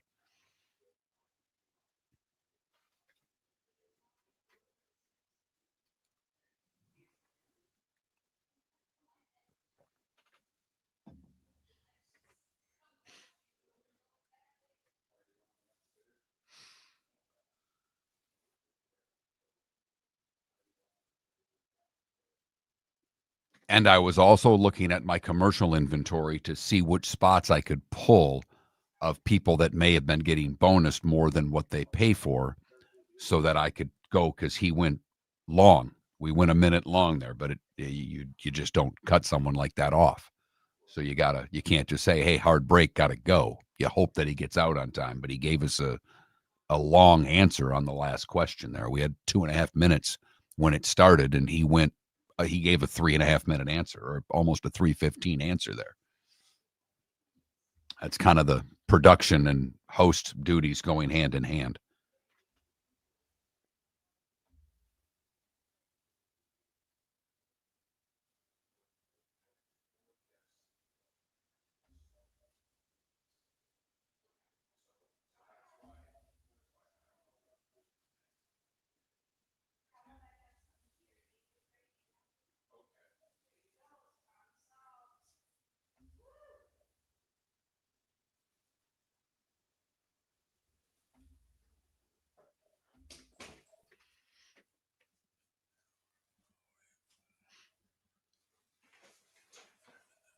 Yeah, that was the only thing I was thinking about asking him, Adam, on that was like, how cool is it that your parents are in the stands? That was going to be my final question, but he went long there. It was great.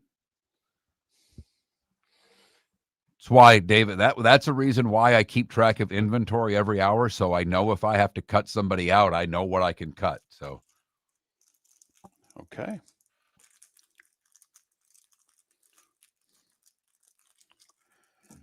Yeah, Adam, we need a little more. Also, if you read the story, he didn't give many quotes.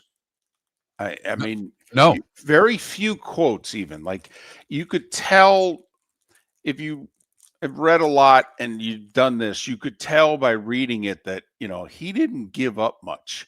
The reporter had to get all his background from his family, from elsewhere. And the coach didn't comment much on it. I mean, the one quote in there that I remember more than, there was one about the players, and that's why I kind of brought that up. But the one thing he said is like, basically, I don't want to be doing this right now. I feel like I'm neglecting my team and my job by talking to you. Right.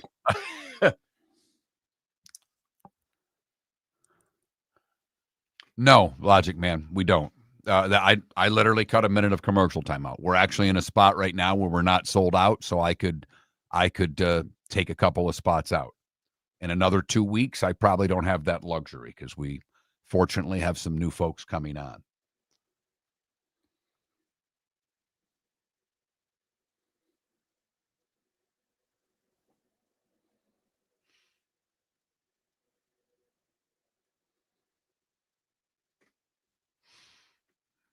Michael, I think I wouldn't take that job in a million years, Michael. Yeah, I wouldn't.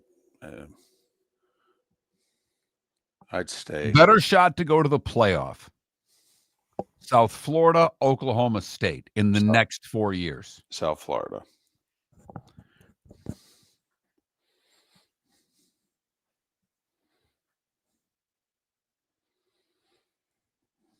Yes, EB.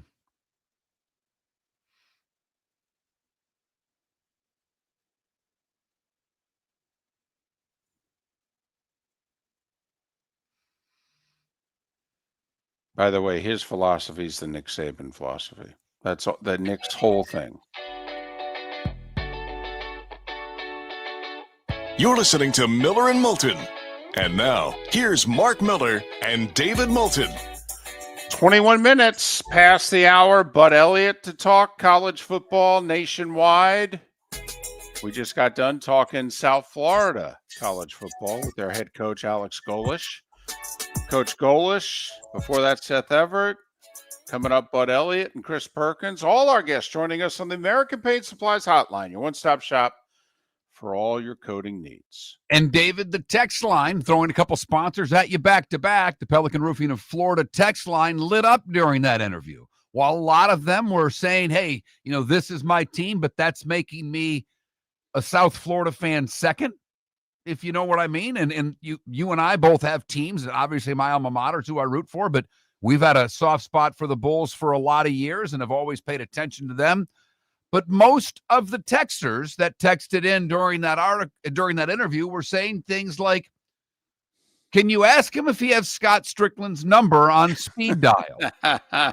I was wondering if most of the texters were Gator fans. Pretty much. Yeah. The overwhelming majority of them were like, can we get this guy to Gainesville now? Don't you think when they were driving late in the fourth quarter, when they got in field goal range, don't you think that certain Gator fans started turning their attention to Alex Golesh right at that moment? Yes. Okay? Kind of like, one of these two guys is going to be our coach next year, and I'm leaning towards the other sideline. Right. Mm-hmm. Absolutely. Yep. And for those of you wondering, we were asked in our chat room yesterday, are you going to ask him about what job he's going to get? Not in a million years. No, one, he wouldn't answer the question.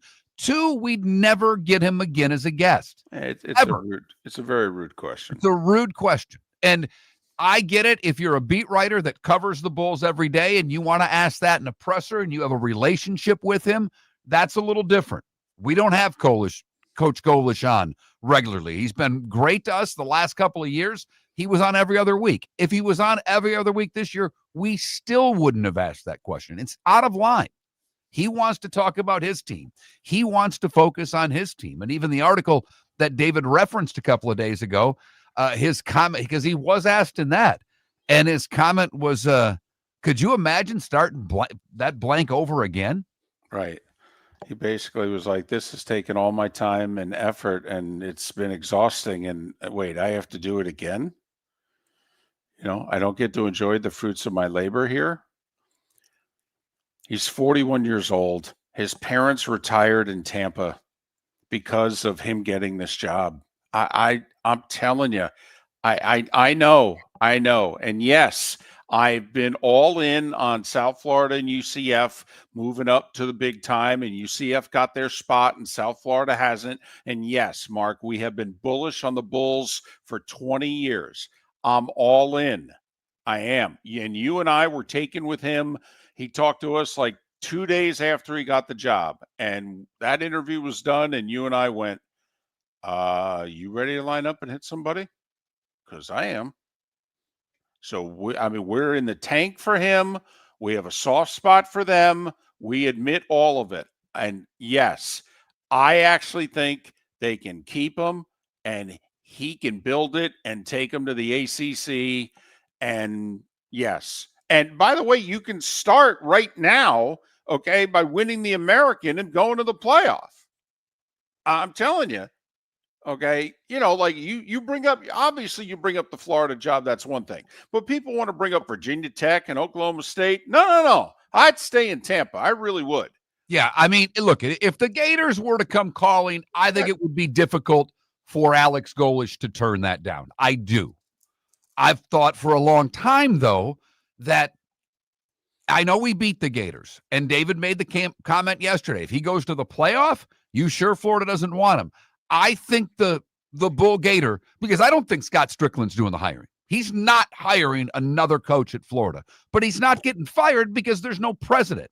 I think the people that are going to spend the $24 million to buy out Billy Napier, if he's indeed fired, are going to be the same people who are going to be telling Scott Strickland who they're hiring.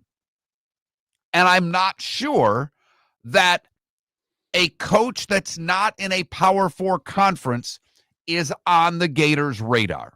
That's been my claim. We'll see how it all turns out at the end of the season.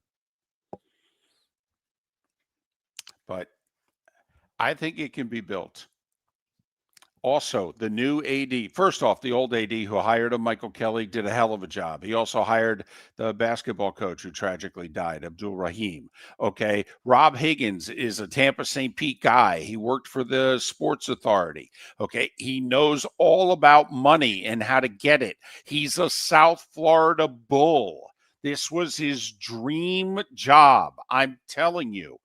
I just, maybe it's even though I can be the old curmudgeon, okay, on many a day and many a moment, but maybe I'm the naive 10-year-old kid here. I really think they can do this.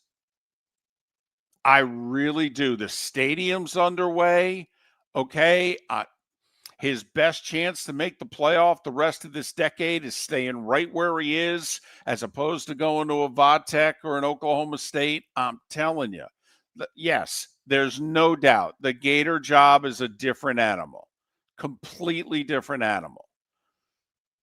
By the way, speaking of coaches that the Gators want, did you happen to see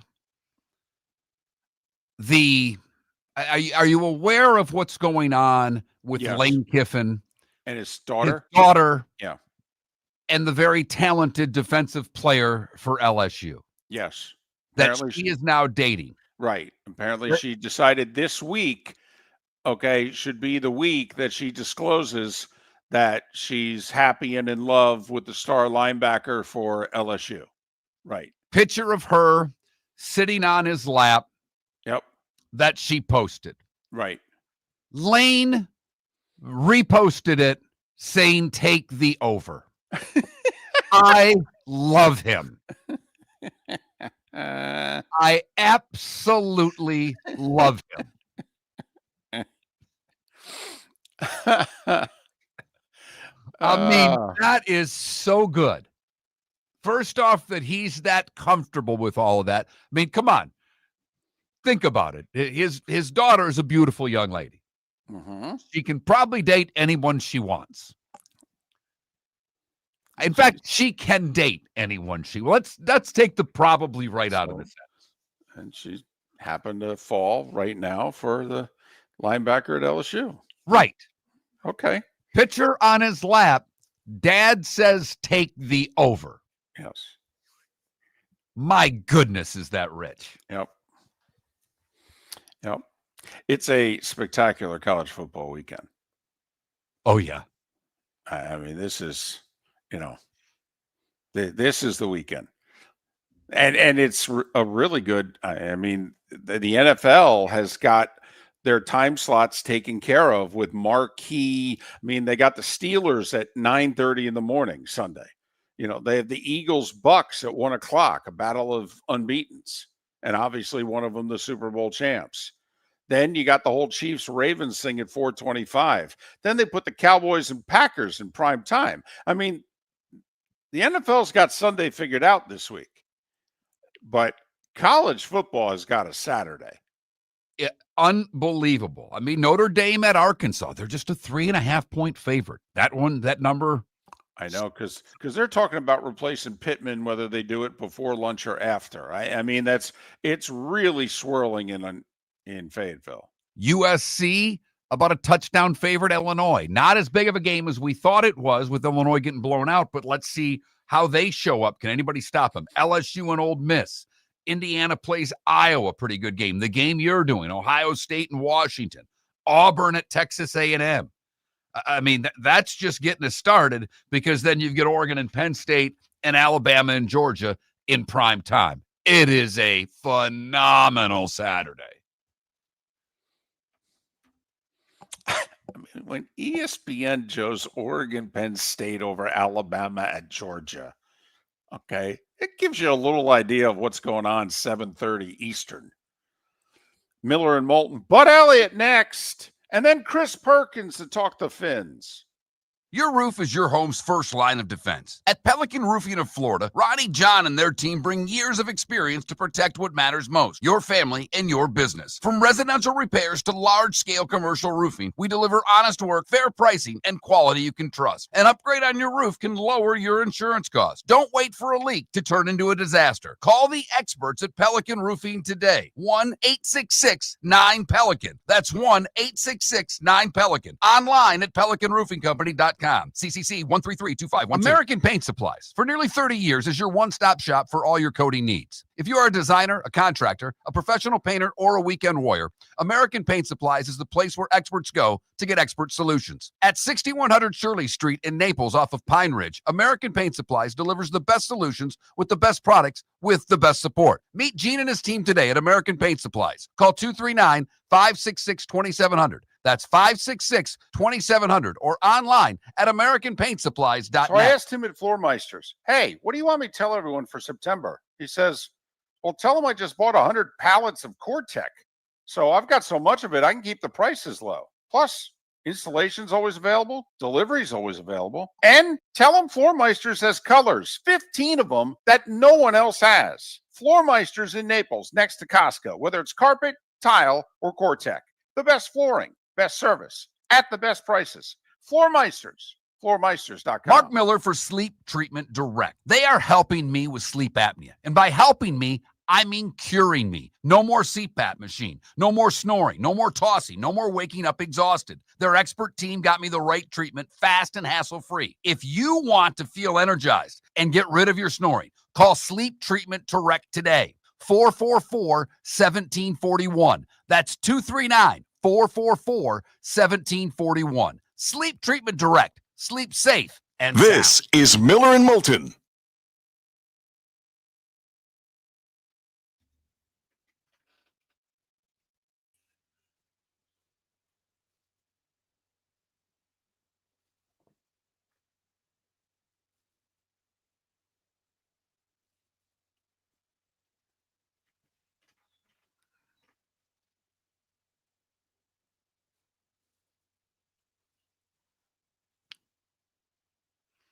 I've not even heard of it. It's funny, and I live close to Miramar. We do Fords a lot. Do the flatbread place a decent amount. I actually like both of those places. And it's funny, I don't really venture anywhere else in that mall for anything, with the exception of the Penguin store for some golf gloves, because I do like the Penguin.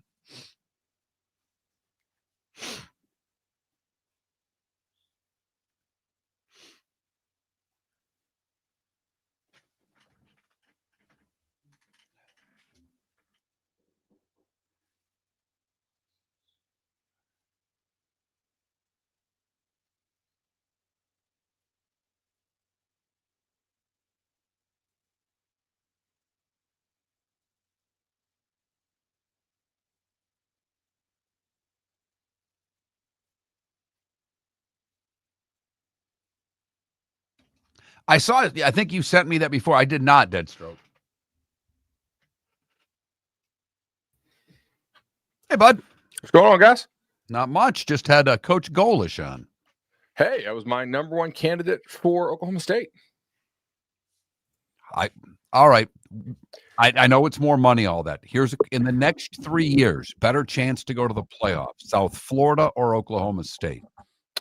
Oklahoma State, if you give me 3 years. Do they have that kind of cash? I mean, I think everybody in the Big 12 except for Texas Tech is kind of on the same footing, relatively, I think. Okay. Maybe not like UCF, like right. Cincinnati. But as far as like closer to the top, yeah, I think so. Also, I mean, if you look at what they're losing on that USF team, they got several guys that are going to go to the draft, and they also, I mean, You got some guys who are pretty important seniors. I very much doubt that USF's going to be. I think USF will take a major step back next year. I think he has to get out now. Oh, okay. They have some really, really nice pieces that I don't think there's any way they can keep. Right. Will Florida? I'd be looking to jump if I was him. Like now, would Florida pound on his door, or are the people who are going to get the people who are going to tell Strickland who to hire, tell him it can't be another guy that's not a Power 4 guy? Yeah, I think that's probably likely. I think you're going to want the P5 experience there for a job as good as Florida, even if that's. I don't know if that's the right process, but I think that's the process that they will follow. Yeah. No, he's not. I'm not saying it's wrong. I just don't know if it's optimal. Right.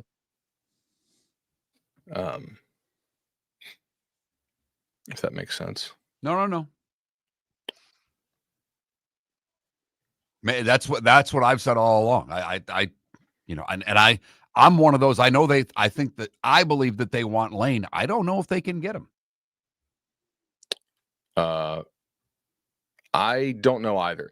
Also, man, how much do you really want all that comes with Lane? Well, exactly. That's part of it too. I think Lane's perfect where he's at, and people don't understand the money at Ole Miss. Yeah, I'll take all of it. But Bud, you got to remember, I love diva wide receivers, so I'd have no problem with Lane Kiffin. And besides, for God's sakes, he's Spurrier. He's a 50-year-old Spurrier. He is. But I will say, man, Spurrier was not in the 24-hour sports news cycle. Yeah, I know. And this is a little different, I think, but maybe not. Look, I think Lane does a really good job, really good. But he would raise their. What's the difference between him and Dan Mullen? Lane can sustain it. Dan Mullen won about the same amount at a much harder job in Mississippi. No. Oh no, I thought you were talking Dan at Florida though. Why is Lane going to be different than Dan at Florida? Because he'll sustain it longer. He doesn't recruit high school worth a damn. Okay, you don't have to anymore. I mean, to get to Florida's goals, you damn sure do. All right. I think. I mean, I don't think you can do it via the portal. I think Lane would raise their floor significantly. You're listening to Miller and Moulton. And now, here's Mark Miller and David Moulton. 22 minutes until the top of the hour. Jam-packed hump day today. Seth Everett an hour ago. Alex Golesh at the top of this hour. Bud Elliott, all things college football. 24/7 Sports, CBS Sports, Nolecast, Cover 3 podcast. Follow him on X. Bud Elliott, 2 L's, 2 T's, and the number 3, Bud Elliott 3. Hey, is this weekend sexy enough for you? Man, this is not an apple picking weekend, guys. This is not a pumpkin patch photos weekend. This is a park your ass Saturday. There's no doubt. Let's get right into it, because one of the teams that I'm curious about, and I didn't watch much of it because the game didn't start until 11 p.m. USC comes to Illinois after Illinois just got whooped. How close is USC to being Big Ten 4, if you know what I mean? Because I like where Michigan's at. I like where USC's at. Obviously, Indiana is impressive. Big Ten 4 is a playoff team. How close is USC to Big Ten 4? I think they're very close. They have a quarterback in Maeva who's much improved. Lincoln Riley told us at Big Ten Media Day he thought the stuff that Maeva was messing up last year is easily correctable, and that looks to have been corrected. He's playing extremely good football. They're playing harder on defense. I still question some of the defensive talent there. I think if you watch that Michigan State game, and Mark, you obviously I'm sure stayed up and watched that, being a Spartans guy. Man, they were down a lot of dudes and still were able to score pretty good number of points there on USC. So I don't know that I'm totally sold on the defense yet. And also this offense, it is very different without Jacoby Lane in there, and he's still banged up. I don't know if he's going to play this weekend. I mean, he's probably the closest thing we have in football to like a Plaxico Burress. So, without him, it is a different offense. Now, Mekhi Lemon's still really good. Illinois, though, is way more banged up, way more than USC. Like Illinois, at full strength, is one of the better secondaries in the country. And I think at certain points during that game against Indiana, they were actually down all 5 starters. due to injury or ejection.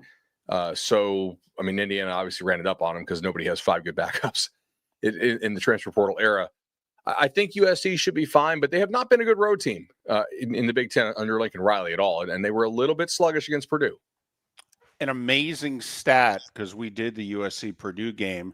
USC had lost 14 consecutive games in the Central and Eastern time zones before they beat Purdue. That's why that game meant more to USC, because trust me, Lincoln and the organization were well aware, hey, we're going to have big games in the Central and Eastern time zones going forward. We have to learn how to win when we go on the road.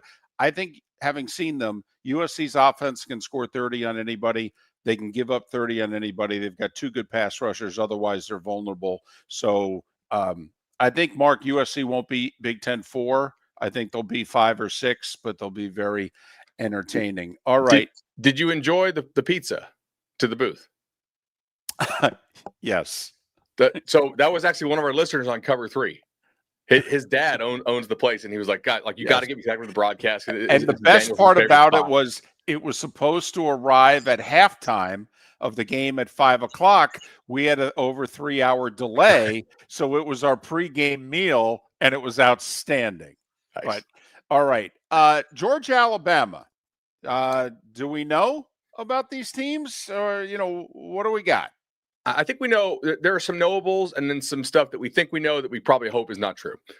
So we know that receivers on both sides are really good. Ryan Williams has been playing better. Jeremy Bernard's a stud for Alabama. I think we definitively know that Georgia has massively upgraded their skill positions this year via the portal and via getting some guys back, right? Like, Colby Young was, had that long suspension last year that turned out to be, looks like over something that was just not true. So he's back on the team. Branch, the kid that got from USC, looks really good. I think you have both quarterbacks playing at a decent to high level. I don't know if they're superstars yet. Simpson made the right reads against FSU for the most part. He was just kind of late in getting to it.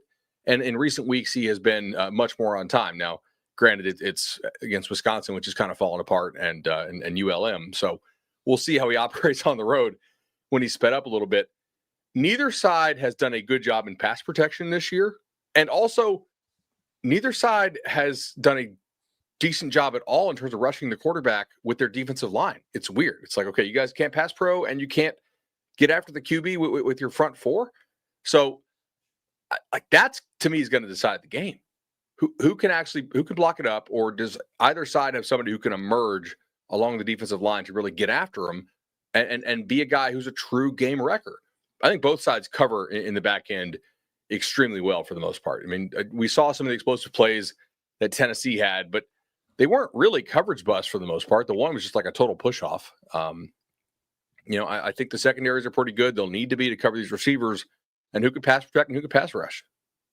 And Georgia's got a bit of a turnstile at one of their tackles. So that's going to be their pass protection's everything in that game to me. Is there a reason why Notre Dame's only a 3.5-point favorite at Arkansas?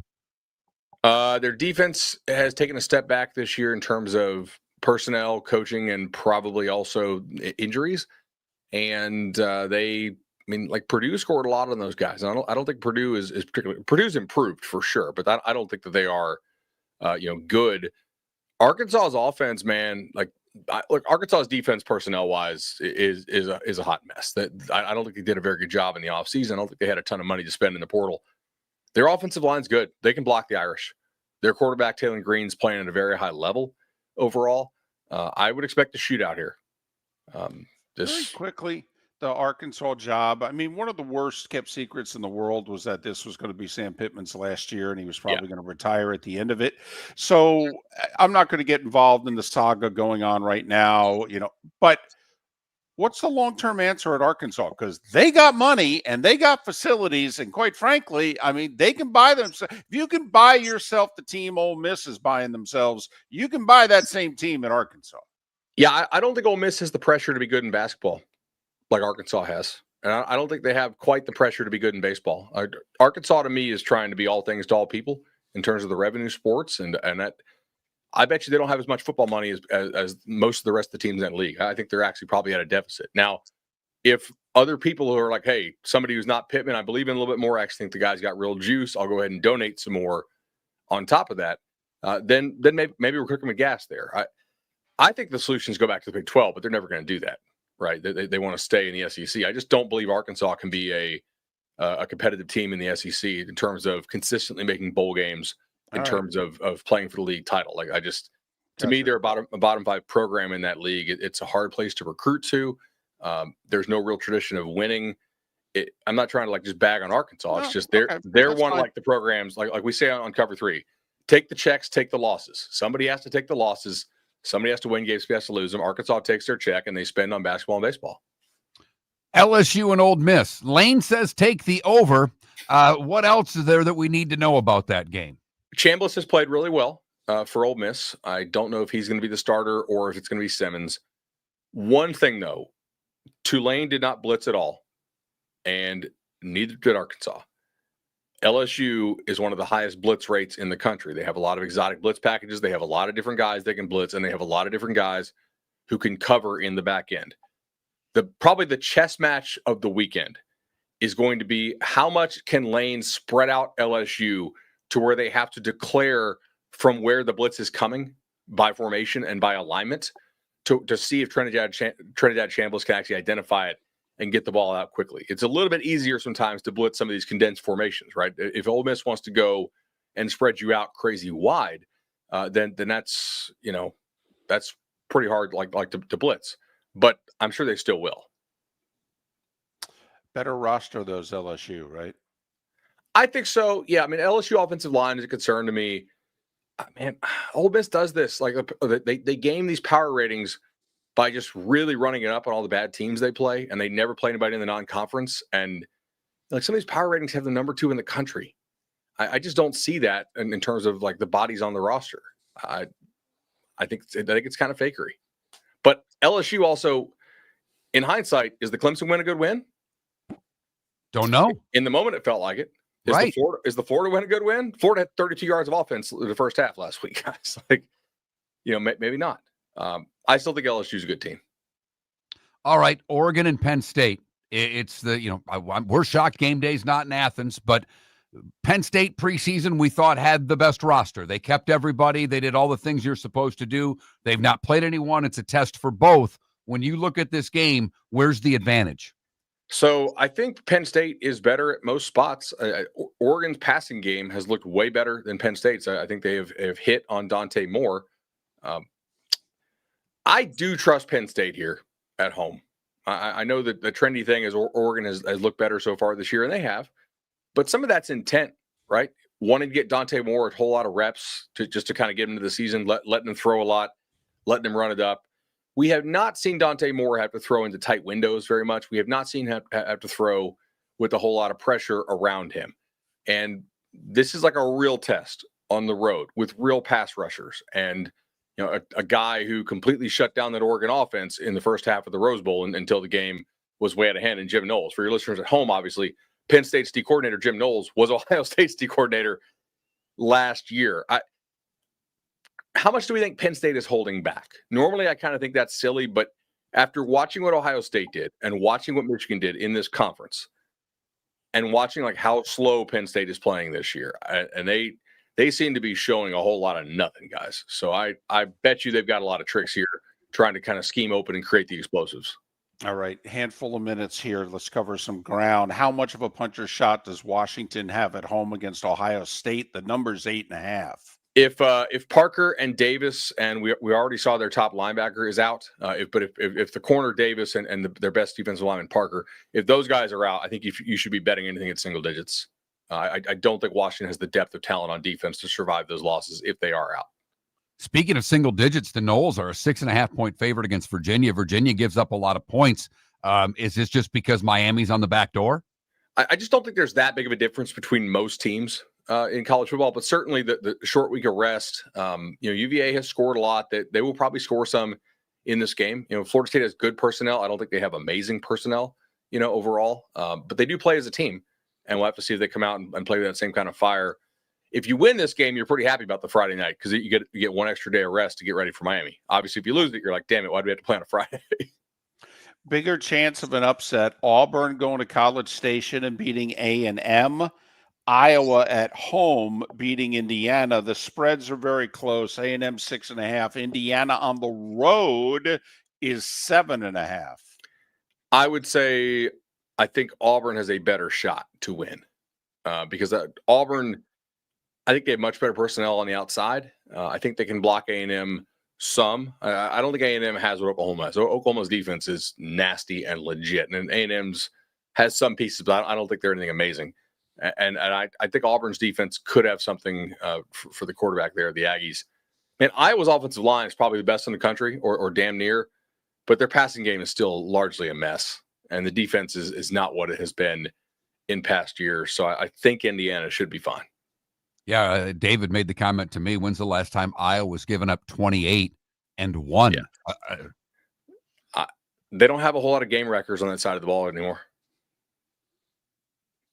Well, they used to produce tight ends and linebackers. Okay, yeah. We'll see if, in fact, they still do. By the way, Pat Fitzgerald's sniffing around the Iowa program. What are you hearing about that? Because, I mean, is he replacing, Ferentz when the time comes? I mean, Wisconsin's going to call him. A few people may be calling. I'm just curious. What do you hear on the Pat Fitzgerald front? I think he's a very popular figure. I'd be curious, like, how into embracing the modern game he is. Like Dabo seems to be struggling with it a little bit right now. Obviously, Gundy had a lot of problems with it. Jimbo kind of had some issues with a lot. Like Saban, I think, largely retired because that was sort of the one area in which he had failed to innovate and embrace and stay ahead of the game. So I'm curious. Like, before I hire Pat Fitzgerald, I want to know, like, all right, how do you want to run this? How do you want to handle this? Like, I mean, we had a lot of coaches 2 years ago that were like, we're going to give everybody the exact same revenue share money, and that led almost universally to disasters. Right? Nobody at work's paid the exact same as everybody else. So I haven't heard anything about him at Iowa, though. That's interesting. We just had Alex Golesh on. You and I talked before we came on air. If he is to leave, where do you think is the best landing spot for Alex Golesh? I mean, I would say probably Oklahoma State or Arkansas, assuming Arkansas opens. I don't think he can get Florida. I don't know that, but that's a think. Those two would be good jobs, obviously. I mean, I don't think Silverfield has to leave Memphis, right? Memphis has FedEx NIL money. Memphis is going to be at or near the top of that league every single year because their roster is just going to look better than most everybody else's. USF has a very, very nice looking roster right now. I mean, Singleton, both Singletons, actually, Ira Singleton, the DN, and Keyshawn Singleton, the receiver, their quarterback, who's really good for what they do. Sometimes you got to know when to go, right? And Jeff Traylor probably should have left UTSA when the time was right, and he lost a bunch of pieces, and now he's probably stuck at UTSA. So, and the G5, if you get that roster and you get those results, you got to cash it in. He's Bud Elliott. Bud Elliott 3 on X 24/7. No cast, Cover 3 podcast. Bud, have a great week. We'll talk next weekend. All right, enjoy American Paint Supplies, for nearly 30 years, is your one-stop shop for all your coating needs. If you are a designer, a contractor, a weekend warrior, American Paint Supplies is the place where experts go to get expert solutions. At 6100 Shirley Street in Naples off of Pine Ridge, American Paint Supplies delivers the best solutions with the best products with the best support. Meet Gene and his team today at American Paint Supplies. Call 239-566-2700. That's 566-2700 or online at AmericanPaintSupplies.net. When Glass Doctor replaces your windshield, we don't just send you on your way, we send you off protected. Your local Glass Doctor includes the industry's only 12-month windshield protection plan at no extra cost. That means unlimited chip repairs and even a one-time replacement if needed. High-quality service backed by real peace of mind, right here in your neighborhood. Glass Doctor, Glass Doctor. Call the Glass Doctor, we fix your pains. Oh, yeah. Exclusions apply. See your local Glass Doctor for details. Your roof is your home's first line of defense. At Pelican Roofing of Florida, Ronnie, John, and their team bring years of experience to protect what matters most, your family and your business. From residential repairs to large-scale commercial roofing, we deliver honest work, fair pricing, and quality you can trust. An upgrade on your roof can lower your insurance costs. Don't wait for a leak to turn into a disaster. Call the experts at Pelican Roofing today. 1-866-9-PELICAN. That's 1-866-9-PELICAN. Online at PelicanRoofingCompany.com. CCC 1332512. So I asked him at Floormeisters, hey, what do you want me to tell everyone for September? He says, well, tell them I just bought 100 pallets of Core-Tech. So I've got so much of it, I can keep the prices low. Plus, installation's always available. Delivery's always available. And tell them Floormeisters has colors, 15 of them that no one else has. Floormeisters in Naples, next to Costco, whether it's carpet, tile, or Core-Tech. The best flooring, best service, at the best prices.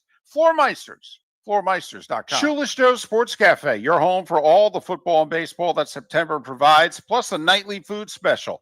Got bingo and trivia Tuesdays and Thursdays, live music Fridays, karaoke Saturdays. Never mind the fact that Shoeless Joe's is going to celebrate Grandparents' Day, National Hot Dog Day, National Cheeseburger Day, all in the month of September. Food and drink specials during every NFL game. Shoeless Joe's, the official home for Ohio State football. Shoeless Joe's, good food, good times, good sports in the Doubletree by Hilton. Bell Tower Shops, Fort Myers. Football season is back, and celebrate your game day with Jimmy the Beef Guy. We're talking tender, juicy Chicago beef sandwiches. Whether your party's for 10, 100, or 200, bring game day to your house with Jimmy the Beef Guy. The catering packages come with the beef, the gravy, the peppers, the bread, everything you need. 2 convenient locations, Fort Myers and Bonita Springs. Skip the ordinary and bring the beef. Jimmy the Beef Guy, Chicago flavor, Southwest Florida style. Call today or visit jimmythebeefguy.com. Tell him Miller and Moulton. This is Miller and Moulton.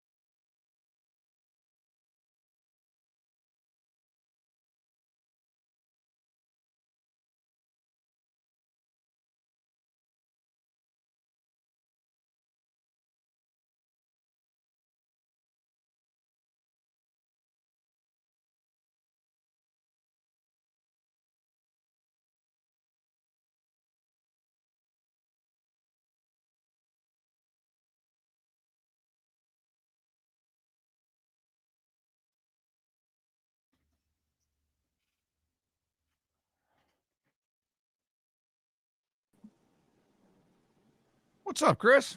Gentlemen, how are you? Doing well. How about you? Once again, I'm better than Mike McDaniel. That's right.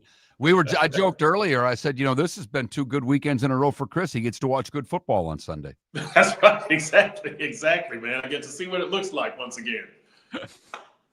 Man. Well, we'll see if they can. Get out of this funk this Monday. Because if they can't, wow.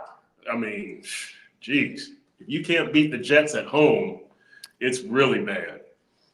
I love the jokes on X. Okay, this game has been flexed out to Nickelodeon. This game has been flexed to Comedy Central. I mean, yep. Yep, it's brutal. It's brutal out there. I mean, and the funny thing is, you can sense the moment that the crowd turned on McDaniel and Tua.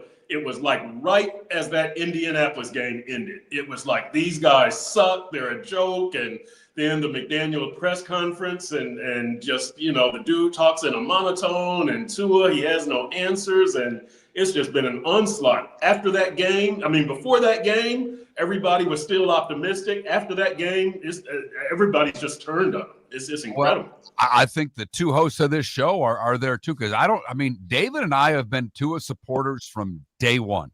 Yep. And I can't anymore. I can't. No.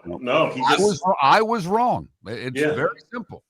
He hasn't shown anything. I'm telling you, I picked him to win 9 games this year. I did not see this 0-3 start, especially the way that they've looked. They just, again, no offense, no defense, no special teams, no run stuffing, no deep passing game, like nothing. They're the only team in the league hasn't forced a turnover, right? I think they're one of 3. Or I've got my numbers mixed up now. Right. They definitely have not. I thought it was maybe them and Dallas and somebody else, but I might have them confused in another category.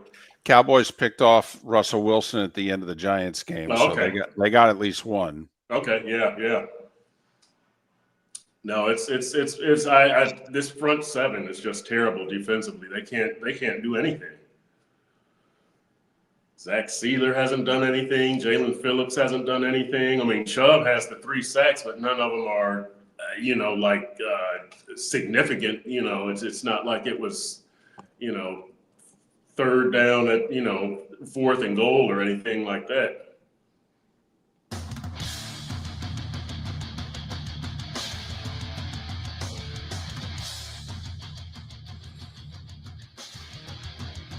You're listening to Miller and Moulton, coming at you from the Floor Meister Studios. Floor Meisters, keeping it real. And now, here's Mark Miller and David Moulton. Our jam-packed show. I mean, like an absolutely loaded baked potato continues with Chris Perkins. He of the Sun Sentinel, sun-sentinel.com. He covers the Dolphins for a living. Okay, you can send your condolences and gift in the mail. He could use them. Follow him on X at Chris Perk, P-E-R-K. Listen, Mark pointed out early in the show, come on now, your life's not bad. You got to, since the Dolphins played, on a Thursday, you got to watch a terrific weekend of football. The Dolphins are playing on Monday. You're going to get to see another good weekend of football. I mean, this job can't suck too much right now. No.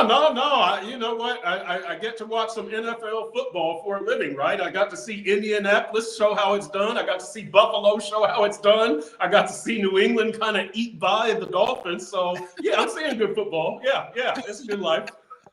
All right. I can't play glass half full, but there were a couple of things in the Buffalo game that I'd not seen in a while.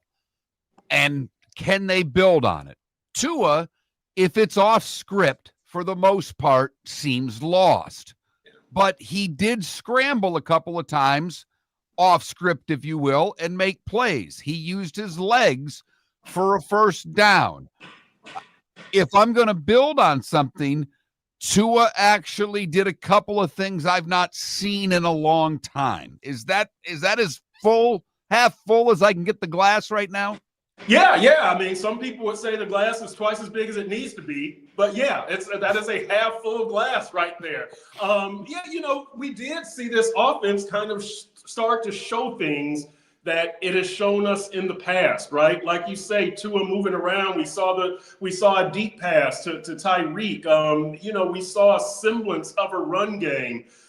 They threaten us with we're about to be good, we're about to turn the corner, and then they don't. It's just sad that you have to take solace in these things after a 31-21 loss at Buffalo, and you're just looking for anything positive, right? And it's just sad that that's what this team has come through 3 games into the season. If this is late December, okay.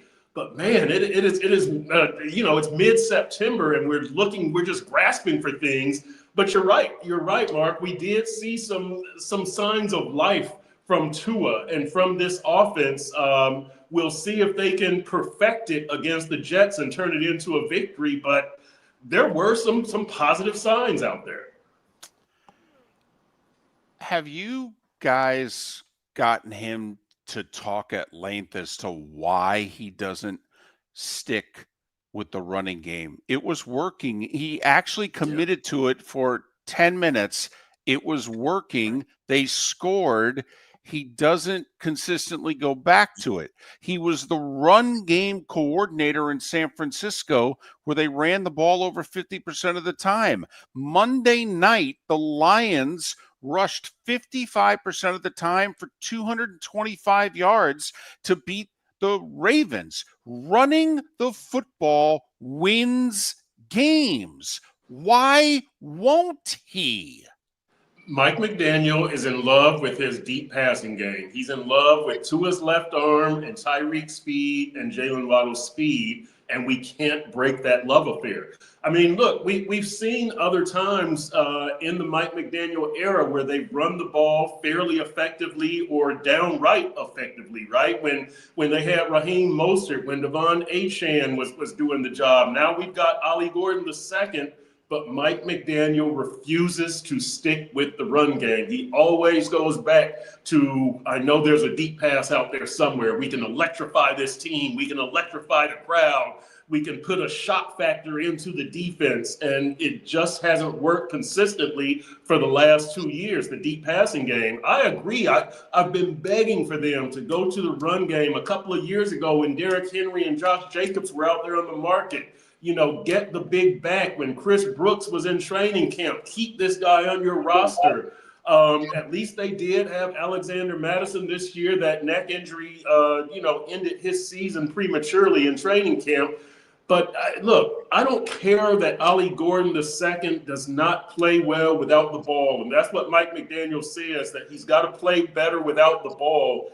I don't care. Just feed this guy the ball and get another dimension going for your offense, because your offense is not working right now. It needs something, and the run game right now appears to be the best thing you can do. You know, there was a time, because we all watched Tua at Alabama. He could throw the deep ball. Yep. In his first year playing with the Dolphins or under McDaniel, he was effective throwing the deep ball. People have complained, and they've been right in doing so. He can't anymore. And I don't know if it was the hip injury. I don't know what it is, but there's not a time in which he leads Tyreek Hill. Tyreek Hill has to wait for balls. Yep. So if you're relying on the deep pass, this quarterback doesn't appear to be able to do it anymore. Why? I don't know. And that's a great question and a great observation. And yeah, Tua doesn't seem to be really stepping into those deep throws. I don't know if it's the hip injury. I don't know if it's a lack of faith in his pass protection. He's got to have all the faith in the world in Tyreek Hill and Jalen Waddle and their ability to get downfield, but the ball is just not making it there. And, you know, that was a concern in 2022. He showed us that he could do it. He did it very effectively throughout 2023. And I want to say that he did it pretty effectively throughout last season. And then the hip injury comes late in the year. And this year, we just haven't seen it. You know, even in training camp, we didn't see it. Now, granted, Tyreek wasn't there, but what we saw in training camp was a lot of accurate, short and intermediate passes to Jalen Waddle. And that Tua and Waddle connection was gold in training camp and in joint practices and in preseason games. But even that has disappeared. So really, I don't know what Tua is doing well right now as a passing quarterback. It's definitely not the deep pass. He just seems to have lost faith in himself and his offensive line and his offense. And again, that gets back to another reason that you should have a run game, that it takes pressure off of Tua. It takes pressure off of the play caller. It helps set up the defense for that long ball. So, to me, a lot of this does get back to reasons that you should go back to the run game. But to answer your question, Mark, I really don't know what's happened to Tua and his left arm and stepping into passes and throwing with confidence. We don't see any of that this year. Listen, we were all concerned about the secondary, and we're talking with Chris Perkins of the Sun Sentinel, sun-sentinel.com. We're talking Dolphins. Follow Chris on X at Chris Perk, P-E-R-K. We were concerned about the secondary coming in for obvious reasons. But the front 4, 5, 6 were supposed to be the strength maybe of the team. Yeah. Okay. What's happened? I mean, the defensive coordinator can coordinate. He had a top 10 defense last year. Yep. I can't believe it's scheme. What's happened to these guys? They're not playing worth a damn. Yeah, it's the same thing with Tua. They're not making plays. And we saw them make plays last year when they were the number 4 defense. We saw them make plays in 2023 under Vic Fangio when they were the number 10 defense and set a franchise record for sacks. And this year, they can't do anything. They can't stop the run. They can't stop the pass. They can't get sacks. I have no explanation. I overhyped the front seven. Okay, I thought those edge rushers of Jalen Phillips and Bradley Chubb and Chop Robinson and Matthew Judon were going to wreak havoc on quarterbacks. I thought Zach Sealer was going to be good against the run and the pass. I thought Jordan Brooks and Terrell Dodson at linebacker were going to be good against the run. None of that has transpired, and I don't have any answers. I really don't. I didn't see this 0-3 start coming. I didn't see Tua playing so badly. I didn't see this front seven being so ineffective. They can't get quarterbacks on the ground. They can't stop the run. They can't do anything. And look, we might as well complete the circle, right? Special teams, disastrous. The Zach Sealer running into the punter penalty. Matthew Judon ran into the punter in Indy. We see the punt return touchdown by Malik Washington, but you turn around 10 seconds later, there's a kickoff return for a touchdown. They can't do anything right. And let's talk coaching also. You mentioned Anthony Weaver. I don't know why his defensive techniques are not working here. With Mike McDaniel, stick with the run. It seems to be an effective thing with Ollie Gordon II. Nothing is working for this team, and unfortunately, I don't have the answers other than to say I overrated this team. They were never as good as I thought they were going to be as a 9-win team. Is it as simple as effort? We go back to the players only meeting after week 1, and there's a lot of finger pointing. They don't like the coach. They do like the coach, whatever the case may be. It's hard on watching the game on TV to judge effort, but you're there. You see it. Does it look like it's effort or lack of talent? It looks like it's lack of talent. The effort is there. They're playing fairly hard. They just aren't that good. And I've just got to face that fact. I know it's only 3 games into the season, but they just aren't that good. They've had some injuries, yes, but we're done with that excuse. The offensive line isn't what it could be. We're done with that excuse. They need Tua, Tyreek, Waddle, Achane, Sealer, Chubb, Phillips, Chop. They need those guys to carry the team, and they have not. There's no explanation other than these guys are not as good as as good as I thought they were. The national media had it right at 5 or 6 wins. 30 seconds. The regime is on the line Monday night, right? They lose at home to the Jets to go to 0-4. Even Stephen Ross has to clean house, right?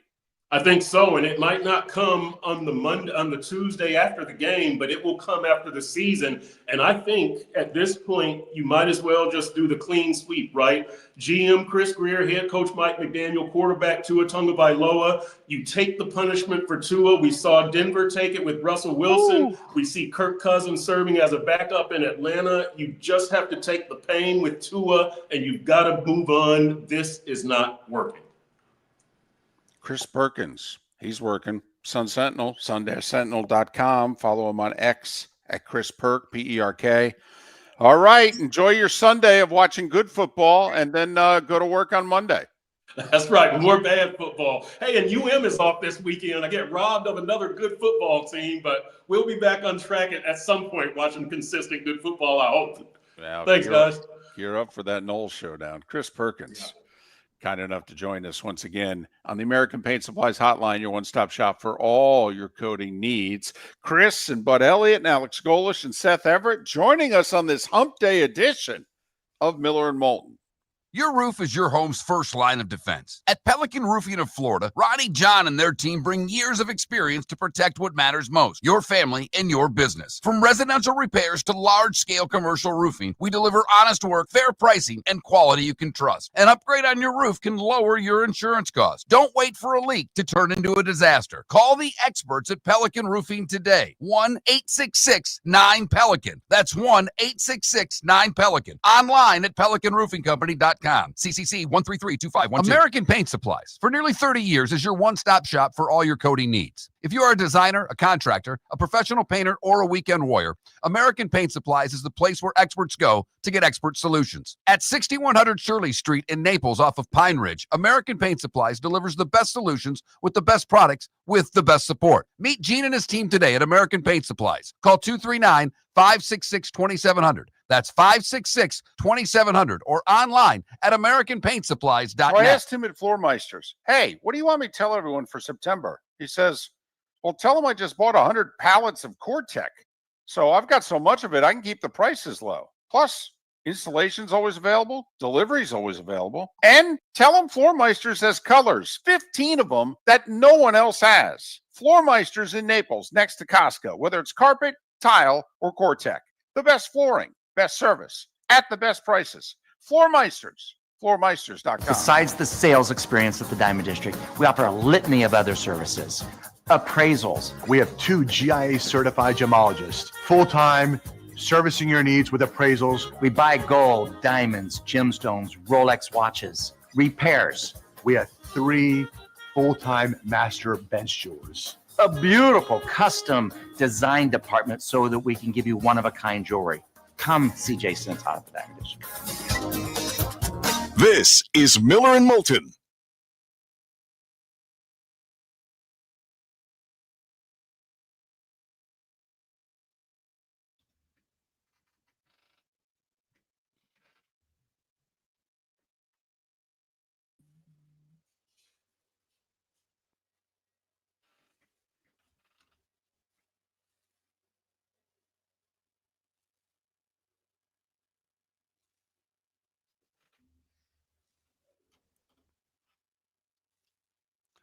Dad, that's cute.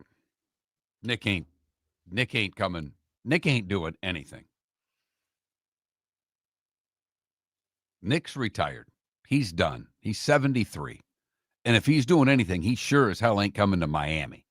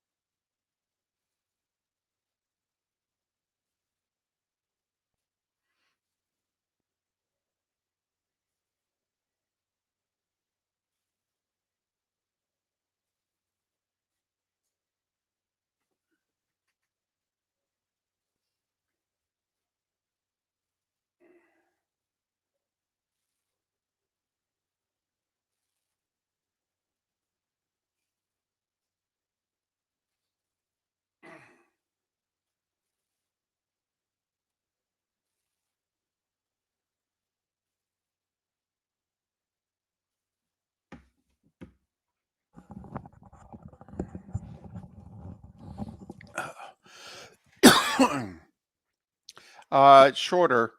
Yeah. By the way, David, I want you to, because no one noticed my haircut, not that but the one who did notice it was my wife. Oh, first time. Even the daughter on the ride home from school gave me, or on the way to soccer practice, where she got a haircut, didn't you, Dad? Like, Oh, Yeah, I did. Mm-hmm. Yeah. Yeah, it's starting to go downhill now. I was going to say you got to tell your wife. You got to say, "Wow, you have entered a club that I never thought you were going to enter." Yeah. Well, I'm going to pull a you. I'm not going to say a damn thing. Nope. That's what you do. Go months and just keep counting how many cuts you get until they notice. Yeah. Yeah. Mm-hmm. And when they finally notice, you say, "So who you screwing?" And they go, "What do you mean?" They go, "Well, it's been 4 months that you finally noticed I got a haircut. So obviously you're paying attention to someone who's not me." If she wasn't working so much, I'd use that line. I don't think that's a good line right now. I think, well, I know you do.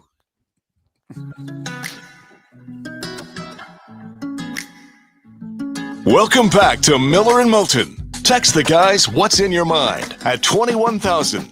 That's 21000. And now, here's David Moulton. 21 minutes past the hour. You can't bite into a peanut butter cracker right as the rejoinder music is playing. No, you can do a hamburger. There are a lot of different foods you can eat, but a peanut butter cracker is probably the hardest to get off the roof of the mouth to be able to speak. Yes, David. Man.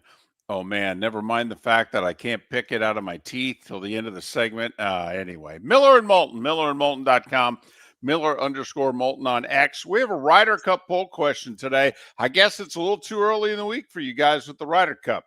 Well, and it's a question I think you and I care more about than everybody else. Yeah, probably. So the U.S. players are getting paid. The Euros are not. But the Americans are getting $500,000 per player, but $300,000 of it goes to charity.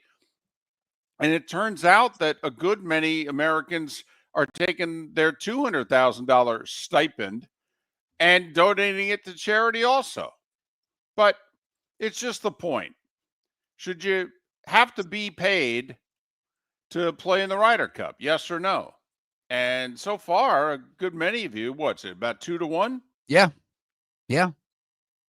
Say, yeah, You brought up earlier in the show the money that is generated for the PGA of America by the Ryder Cup.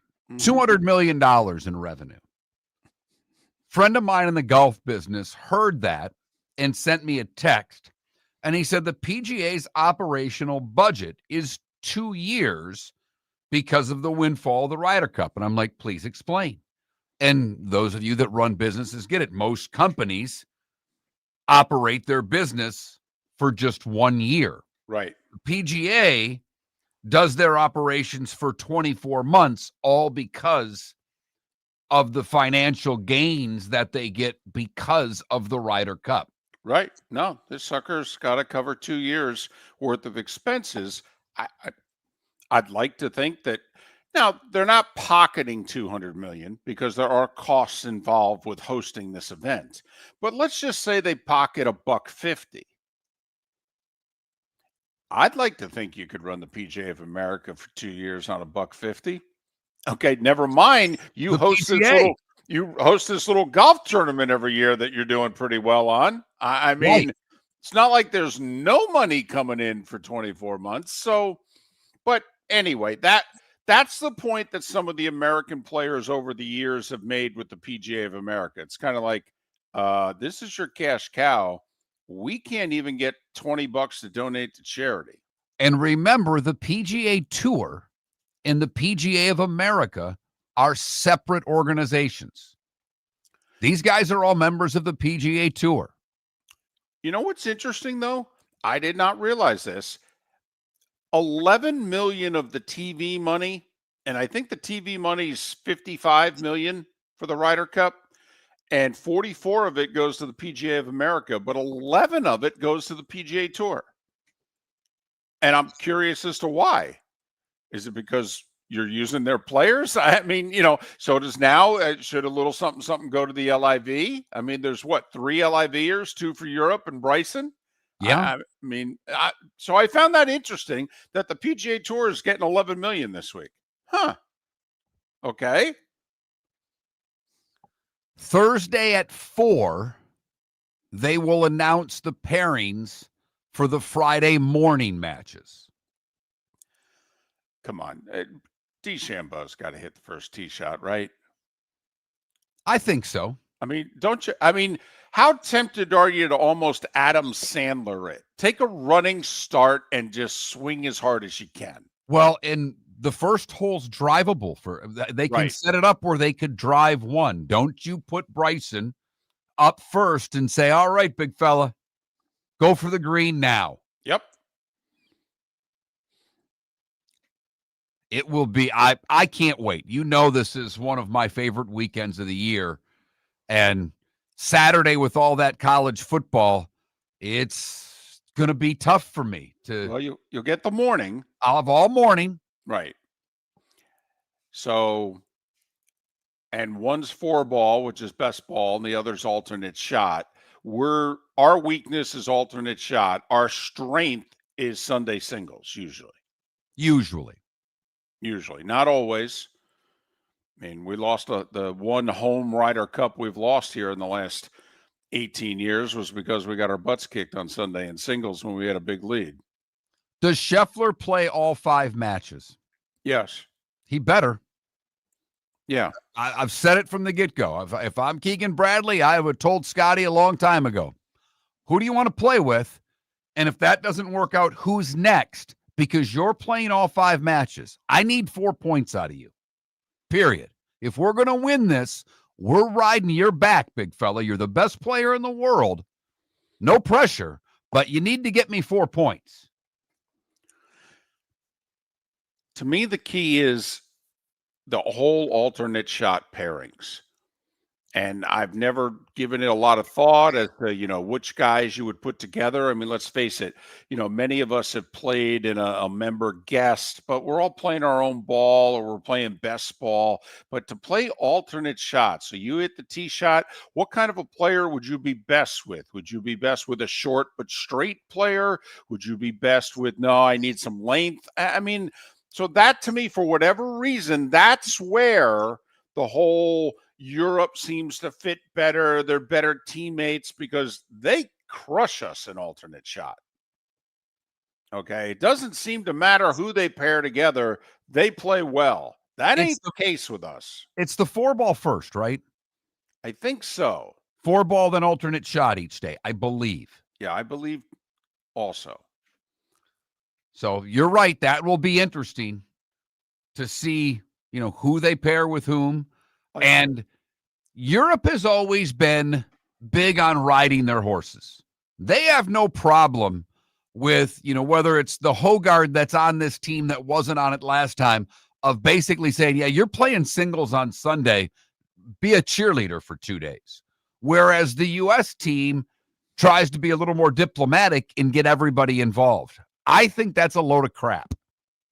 Play guys that are winning. Well, the funny thing is Europe's might be deeper than us this year. I'm curious as to who they designate. Besides Rory, I mean, who's a horse and who's not? I mean, seriously, who are you sitting? Who are you sitting on Europe? And well, I'm only going to play them once until Sunday. I mean, outside of the twin brother, okay, the Hogard that's in it. Yeah, Rasmus, I believe. Yeah. It's funny. Score, which is an app I use to get scores, but they had a little article where they ranked the players 1 to 24, and the bottom 3 were Rasmus Hogard, Matt Fitzpatrick, and Sepp Straka. I'd be curious if Luke Donald feels that way.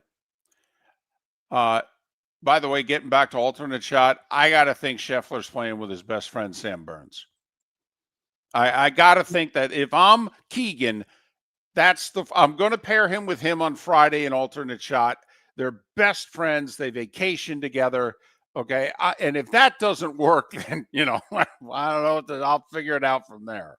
But are you going to play him with Scotty in both? No. And try that pairing for both matches? And, JT's done really well in the Ryder Cup. He has a winning record. He's always been paired with Jordan Spieth. Spieth not on the team. Who's JT going to play with? Those are some of the things I'm wondering heading into the Ryder Cup. And then because, some of these guys have no Ryder Cup experience, how early do you play the guys with less experience? So, lot riding, Captain Bradley. Tough job. Go make birdies, guys. Apparently the rough is down. It's not very rough. And it's going to rain like heck tomorrow, so the course is going to play long, but the greens are going to be soft, and they say the greens are already soft. So that'll be interesting. It'll be like throwing darts, and the greens will be slower than usual. And the rough is less than usual. So, Mark, that sounds like a lot of birdies to me. Your roof is your home's first line of defense. At Pelican Roofing of Florida, Ronnie John and their team bring years of experience to protect what matters most, your family and your business. From residential repairs to large-scale commercial roofing, we deliver honest work, fair pricing, and quality you can trust. An upgrade on your roof can lower your insurance costs. Don't wait for a leak to turn into a disaster. Call the experts at Pelican Roofing today. 1-866-9-PELICAN. That's 1-866-9-PELICAN. Online at pelicanroofingcompany.com. CCC 1332512. When Glass Doctor replaces your windshield, we don't just send you on your way, we send you off protected. Your local Glass Doctor includes the industry's only 12-month windshield protection plan at no extra cost. That means unlimited chip repairs and even a one-time replacement if needed. High-quality service backed by real peace of mind, right here in your neighborhood. Glass Doctor, Glass Doctor. Call the Glass Doctor, we fix your pains. Oh, yeah. Exclusions apply. See your local Glass Doctor for details. Mark Miller for Sleep Treatment Direct. They are helping me with sleep apnea. And by helping me, I mean curing me. No more CPAP machine. No more snoring. No more tossing. No more waking up exhausted. Their expert team got me the right treatment, fast and hassle-free. If you want to feel energized and get rid of your snoring, call Sleep Treatment Direct today. 444-1741. That's 239-444-1741. Sleep Treatment Direct. Sleep safe and sound. American Paint Supplies, for nearly 30 years, is your one-stop shop for all your coating needs. If you are a designer, a contractor, a professional painter, or a weekend warrior, American Paint Supplies is the place where experts go to get expert solutions. At 6100 Shirley Street in Naples off of Pine Ridge, American Paint Supplies delivers the best solutions with the best products with the best support. Meet Gene and his team today at American Paint Supplies. Call 239-566-2700. That's 566-2700 or online at AmericanPaintSupplies.net. This is Miller and Moulton.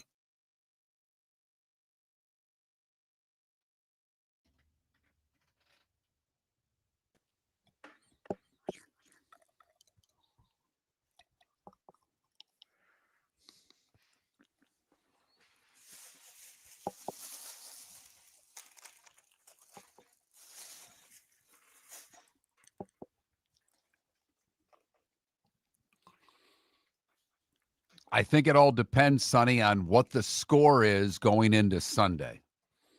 Wow, Sonny. How many comments? That might be a record for most comments in a row.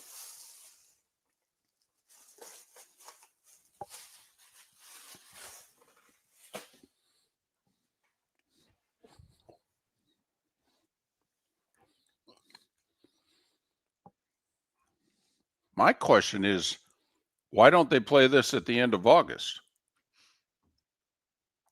When the guys are playing. And when they're not competing with football. I mean, even Scheffler said, he goes, toughest part of the Ryder Cup's the 4 to 6 weeks after, we got to gear back up again.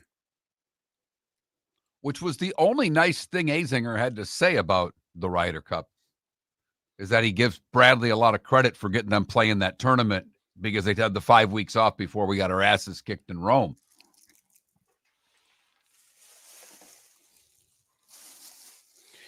I thought the interesting part of that podcast was when he said he was able to wrestle more control, okay, as a captain in terms of like the course and setup and things. And he goes, and it worked, and yet they've been resistant to do it often in the future.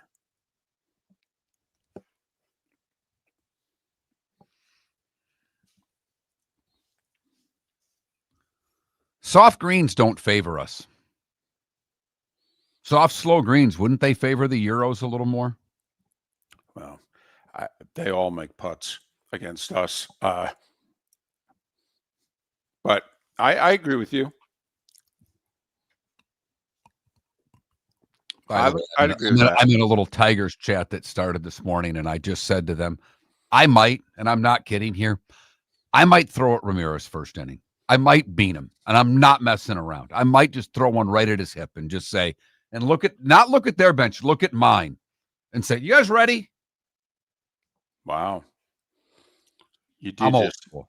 I know, but you did just, I know you didn't do it on purpose, but you did just hit a guy in the face yesterday. Yeah, David, I don't care. At this point, I don't care. Because by all accounts, I'm listening to the Cleveland announcers last night, and from the sounds of it, Skubal was a mess. He was. I mean, I'm not watching him. They're like, he is visibly shaken out there, and, clapped when he went off, and, and was really, really.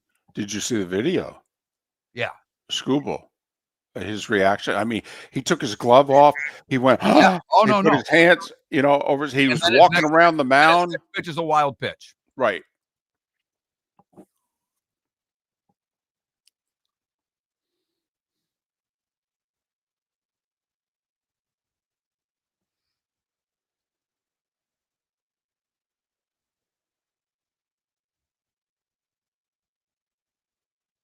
Because look, they're already playing great. You're not going to fire Cleveland up any more than they're already fired up about the way they're playing. But you need to wake your team up. Like, this isn't a hockey game. I'd put my fourth line out and say, go fight someone right now. Oh, it's funny you say that because, there's not a lot of fighting anymore, but every now and then you see somebody go out there, fight, and they turn, and on the way to the penalty box, they look at their own bench, kind of like, right. Is anybody going to join me and actually fight and give it the rest of the day? I saw that a couple times with the Rangers last year. God, I've seen it like 3 times now recently. The story that when George Brett talks about he and Nettles, that's so great. We were friends. Neither of them got thrown out. No. Fist fight. And the ump said one more thing. Say one thing to him, you're gone. Say one thing to him, you're gone. That's how they handled it. It was Parrish and Lambier. It just, it was different. I know. But yes, they didn't get ejected. Welcome to the bonus hour, brought to you by Jason and Todd at the Diamond District. And now, here's Mark Miller and David Moulton. 22 minutes till the top of the hour. Miller and Moulton, millerandmoulton.com, Miller_Moulton on X. Last segment, we did a few minutes on the Ryder Cup, but before that, we were talking to Chris Perkins about the Dolphins. And before we get to good, bad, and ugly, what's on tap today was the day when and all that, I said, listen, if the Dolphins lose at home to the Jets, then Ross is going to have to clean house. Even though he doesn't want to, he's going to have to clean house. And Chris Perkins agreed. If we don't win this Ryder Cup, I mean, with all of the quote unquote effort we've put into it. And I mean, I know they called Patrick Reed a few years ago Captain America, but, Mr. Emotional Keegan Bradley and, Bryson apparently spent the last 6 months flying all over the country on a private jet on his dime to wherever these guys were to meet with them, eat with them, play golf with them, what have you. It's a home game. The New York crowds. I mean, Mark, if we don't win this Ryder Cup, I'm wondering, does Europe break us? It's a dadgum good point, David. It really is. And who Miller and Moulton are rooting for. Yes. But you know who we would bet on. Yes. Sorry, not sorry.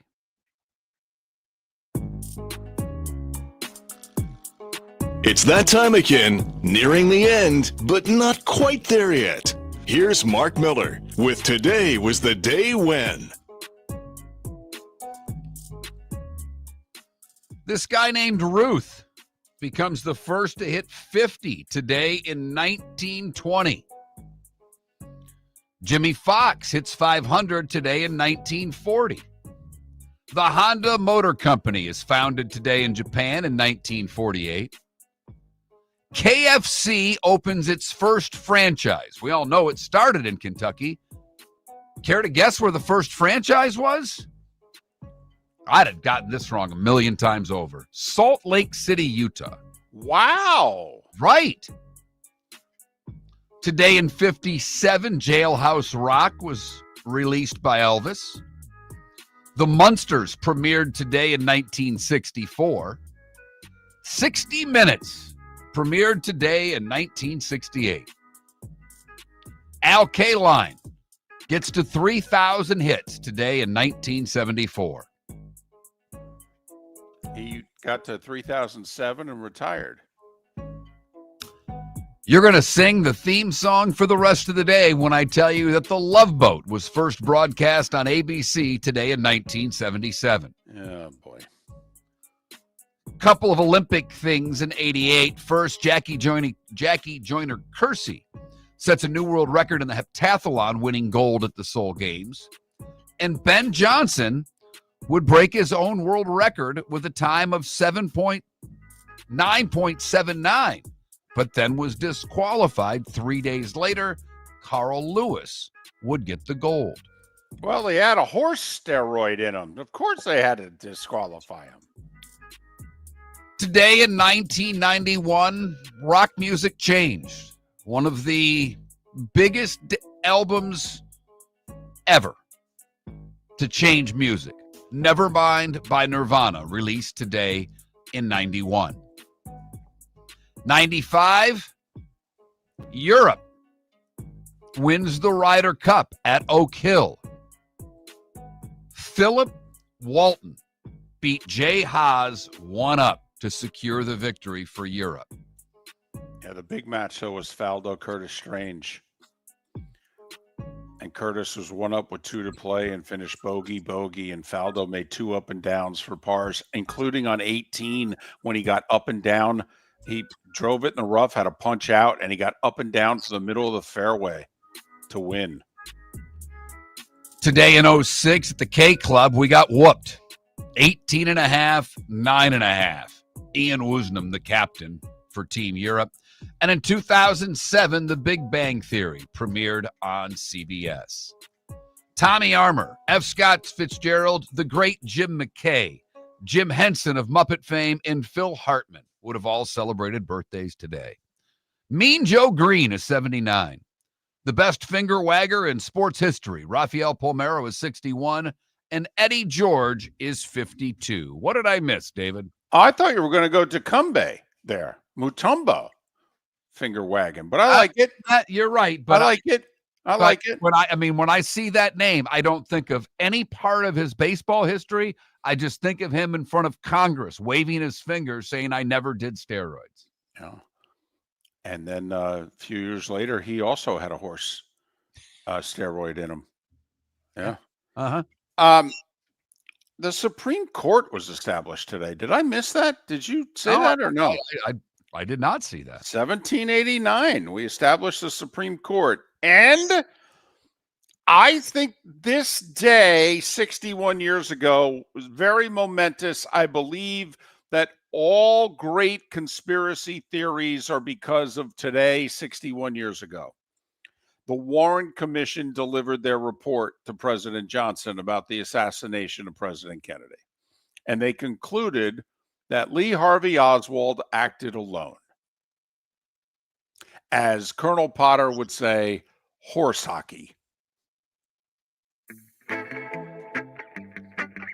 Time to see life a little bit differently. Here's Mark Miller with the good, the bad, and the ugly. What you got, Mark? We go to Ohio for the good. Sister Jean's got nothing on this lady. Sister Renee Parman celebrated her 105th birthday, and she did it by playing a round of golf, her favorite activity. Wow. 105 years old, and she and some other nuns went and teed it up. She plays every week, and she teaches the other nuns how to play golf. For the bad, we go to Missouri, where Amber Butler is accused of stealing about $3,500 in cash and merchandise from her employer, the Macon BP. She was playing the convenience store slot machines with money she took from the till, doing it for quite a long time. She also confessed to stealing scratchers without paying for them, as well as some smokes and bottled water. Finally, the ugly, we go to Florence, South Carolina, Flowtown, where Alexander Lewis is a teacher. Well, I should say was a teacher, because he is facing charges for disturbing the schools and malicious injury to property after allegedly using a spray designed to mimic the smell of feces. He purchased the spray online and used it multiple times, causing disruptions at the school, triggering health issues among students and staff, including headaches, nausea, and dizziness, plus a $55,000 inspection and air conditioning repair costs for the district. No word as to why Lewis wanted to stink up the joint. And that is the good, the bad, and the ugly on today, Wednesday, September 24th, here on Miller and Moulton. Well, we got the same baseball that we had yesterday. But it's important. I mean, we got a lot going on. Tigers and Guardians tied. 5 games left in the season for both.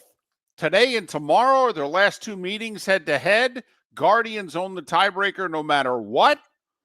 Obviously, Detroit has to win one of these two to have a chance.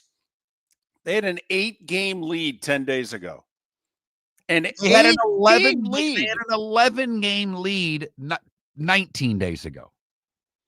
Or 20 days ago. It's gone. It's unbelievable. It's gone. It's just gone.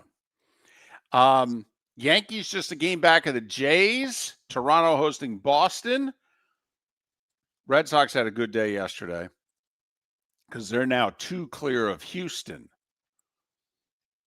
for the final playoff spot. So I know the Red Sox are thinking, grander than that. But first things first, you got to get in. So Toronto hosting Boston. Yankees playing the White Sox. Yankees a game back. Toronto owns the tiebreaker. Seattle can clinch the West with either a Mariners win or an Astros loss. Mets are a game up on both the Reds and the Diamondbacks. Mets don't win a tiebreaker.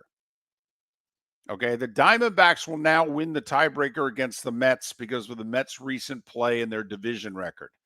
So while the Mets are a game up on the Reds and the Diamondbacks, they lose tiebreakers to both. The Reds win tiebreakers against everybody, just so you know. Yeah. This is a depressing baseball month for me. I mean, you put an X next to them in July, and I believed you. I did. I didn't. I mean, this was done. Yeah, this was Vanderbilt. This is an all-timer if they blow this. Vanderbilt, 3-shot lead on the 18th tee. Yes, I'm engraving the claret jug. This baby's over. And they don't have veteran leadership on that team. The guy that was probably the most veteran leader pitched last night. It's not Torres. It's not Javi Baez. They don't have someone that can pull them out. They're not hitting home runs. It was nice to see Riley Green hit one last night because he stunk for a month. But, when you look at your Mets, they can still mash. And they proved it last night. That, they can go score runs if need be. Detroit can't hit the ball right now. Well, I mean, this is where, everybody raves about your manager, AJ Hinch, one of the 5 best managers in baseball. You and I both know it's the Jimmies and the Joes. It's not the X's and the O's, but this is where maybe the leadership's got to come from AJ. And every move he makes seems to be the wrong one. They get 2 outs, down 3-2, strike out the first 2 batters. He pulls that pitcher. What do? They give up 2 more. And then it's 5-2, and it's basically over because Cleveland's pitching's pretty damn good. Listen, here's a crazy thought. And I know this is looking ahead. And right now, you don't think the Tigers are ever going to win again, and they're not even going to make the playoffs. But let's just say, crazy thought. Guardians and Tigers are tied entering Sunday. But whoever wins the division could very easily play the other in the best of 3. Because right now, Seattle and Toronto have pulled like 3 games ahead of the Central Division. So it looks like whoever wins the Central Division is going to be the 3 seed. And the other team right now is in line to be the 6. If you're the Tigers, and I'm serious, do you pitch Skubal? Because he's scheduled to pitch on Sunday. Right. Well, if you're in, I wouldn't. If you've locked your spot, I wouldn't pitch him Sunday, so I have him for game 1. I know exactly what you're saying. Right. How important is it to host the 3 games, potentially, or be on the road? But I do think they're close enough to Boston that they would have to beat Boston 2 or 3 times, so they may end up in the 5 hole. But either way, I don't care. If they're in on Sunday morning before the game starts, I don't know how you pitch Skubal. I really don't. And I'll be curious other teams having that situation. Like the Dodgers. How important is it to the Dodgers to win the West and be the 3 as opposed to being in the 4-5 series? Because you know who's scheduled to pitch Saturday? Ohtani. Saturday or Sunday. They're trying to give him extra rest. Well, if you haven't clinched the West, you going to pitch him? It'd be very interesting. How important in baseball, I don't think home field's important at all. I think starting pitching outweighs home field. But the owner might get involved and go, that's a couple million a game right there. I'd really like to play at home. Great point. So a lot yet to be determined. Baseball looks as if it may come down to Sunday to figure out who these playoff teams are. And for that matter, it's still a division on the line in the NL West, the wild card on both sides, and maybe even the AL East, because the Yankees are playing great baseball and they can still catch Toronto. Think about it. 3 divisions are separated by a game and a half or less because they're tied in the AL Central. There's a game separating the Jays and the Yankees. There's a game and a half separating the Dodgers and the Padres. The final playoff spot in the National League is 3 teams separated by a game with all sorts of tie-breaking scenarios. And in the American League, you got the Red Sox, Tigers, Guardians, and Astros. 4 teams for 2 spots are separated by 2 games. So we shall see. And fortunately for Detroit, Houston's on almost the same free fall they are because the Tigers have that tiebreaker.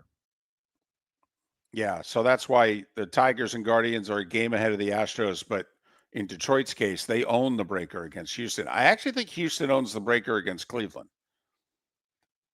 Miller and Moulton, enjoy the rest of your hump day. We'll talk more football tomorrow. Shoeless Joe's Sports Cafe, your home for all the football and baseball that September provides, plus a nightly food special. Got bingo and trivia Tuesdays and Thursdays, live music Fridays, karaoke Saturdays. Never mind the fact that Shoeless Joe's is going to celebrate Grandparents' Day, National Hot Dog Day, National Cheeseburger Day, all in the month of September. Food and drink specials during every NFL game. Shoeless Joe's, the official home for Ohio State football. Shoeless Joe's, good food, good times, good sports in the DoubleTree by Hilton. Bell Tower Shops, Fort Myers. American Paint Supplies, for nearly 30 years, is your one-stop shop for all your coating needs. If you are a designer, a contractor, a professional painter, or a weekend warrior, American Paint Supplies is the place where experts go to get expert solutions. At 6100 Shirley Street in Naples off of Pine Ridge, American Paint Supplies delivers the best solutions with the best products with the best support. Meet Gene and his team today at American Paint Supplies. Call 239-566-2700. That's 566-2700 or online at AmericanPaintSupplies.net. Your roof is your home's first line of defense. At Pelican Roofing of Florida, Ronnie John and their team bring years of experience to protect what matters most, your family and your business. From residential repairs to large-scale commercial roofing, we deliver honest work, fair pricing, and quality you can trust. An upgrade on your roof can lower your insurance costs. Don't wait for a leak to turn into a disaster. Call the experts at Pelican Roofing today. 1-866-9-PELICAN. That's 1-866-9-PELICAN. Online at PelicanRoofingCompany.com. CCC 1332512. So I asked him at Floor Meisters, hey, what do you want me to tell everyone for September? He says, well, tell them I just bought 100 pallets of Core-Tech. So I've got so much of it, I can keep the prices low. Plus, installation's always available. Delivery's always available. And tell them Floor Meisters has colors, 15 of them that no one else has. Floor Meisters in Naples, next to Costco, whether it's carpet, tile, or Core-Tech.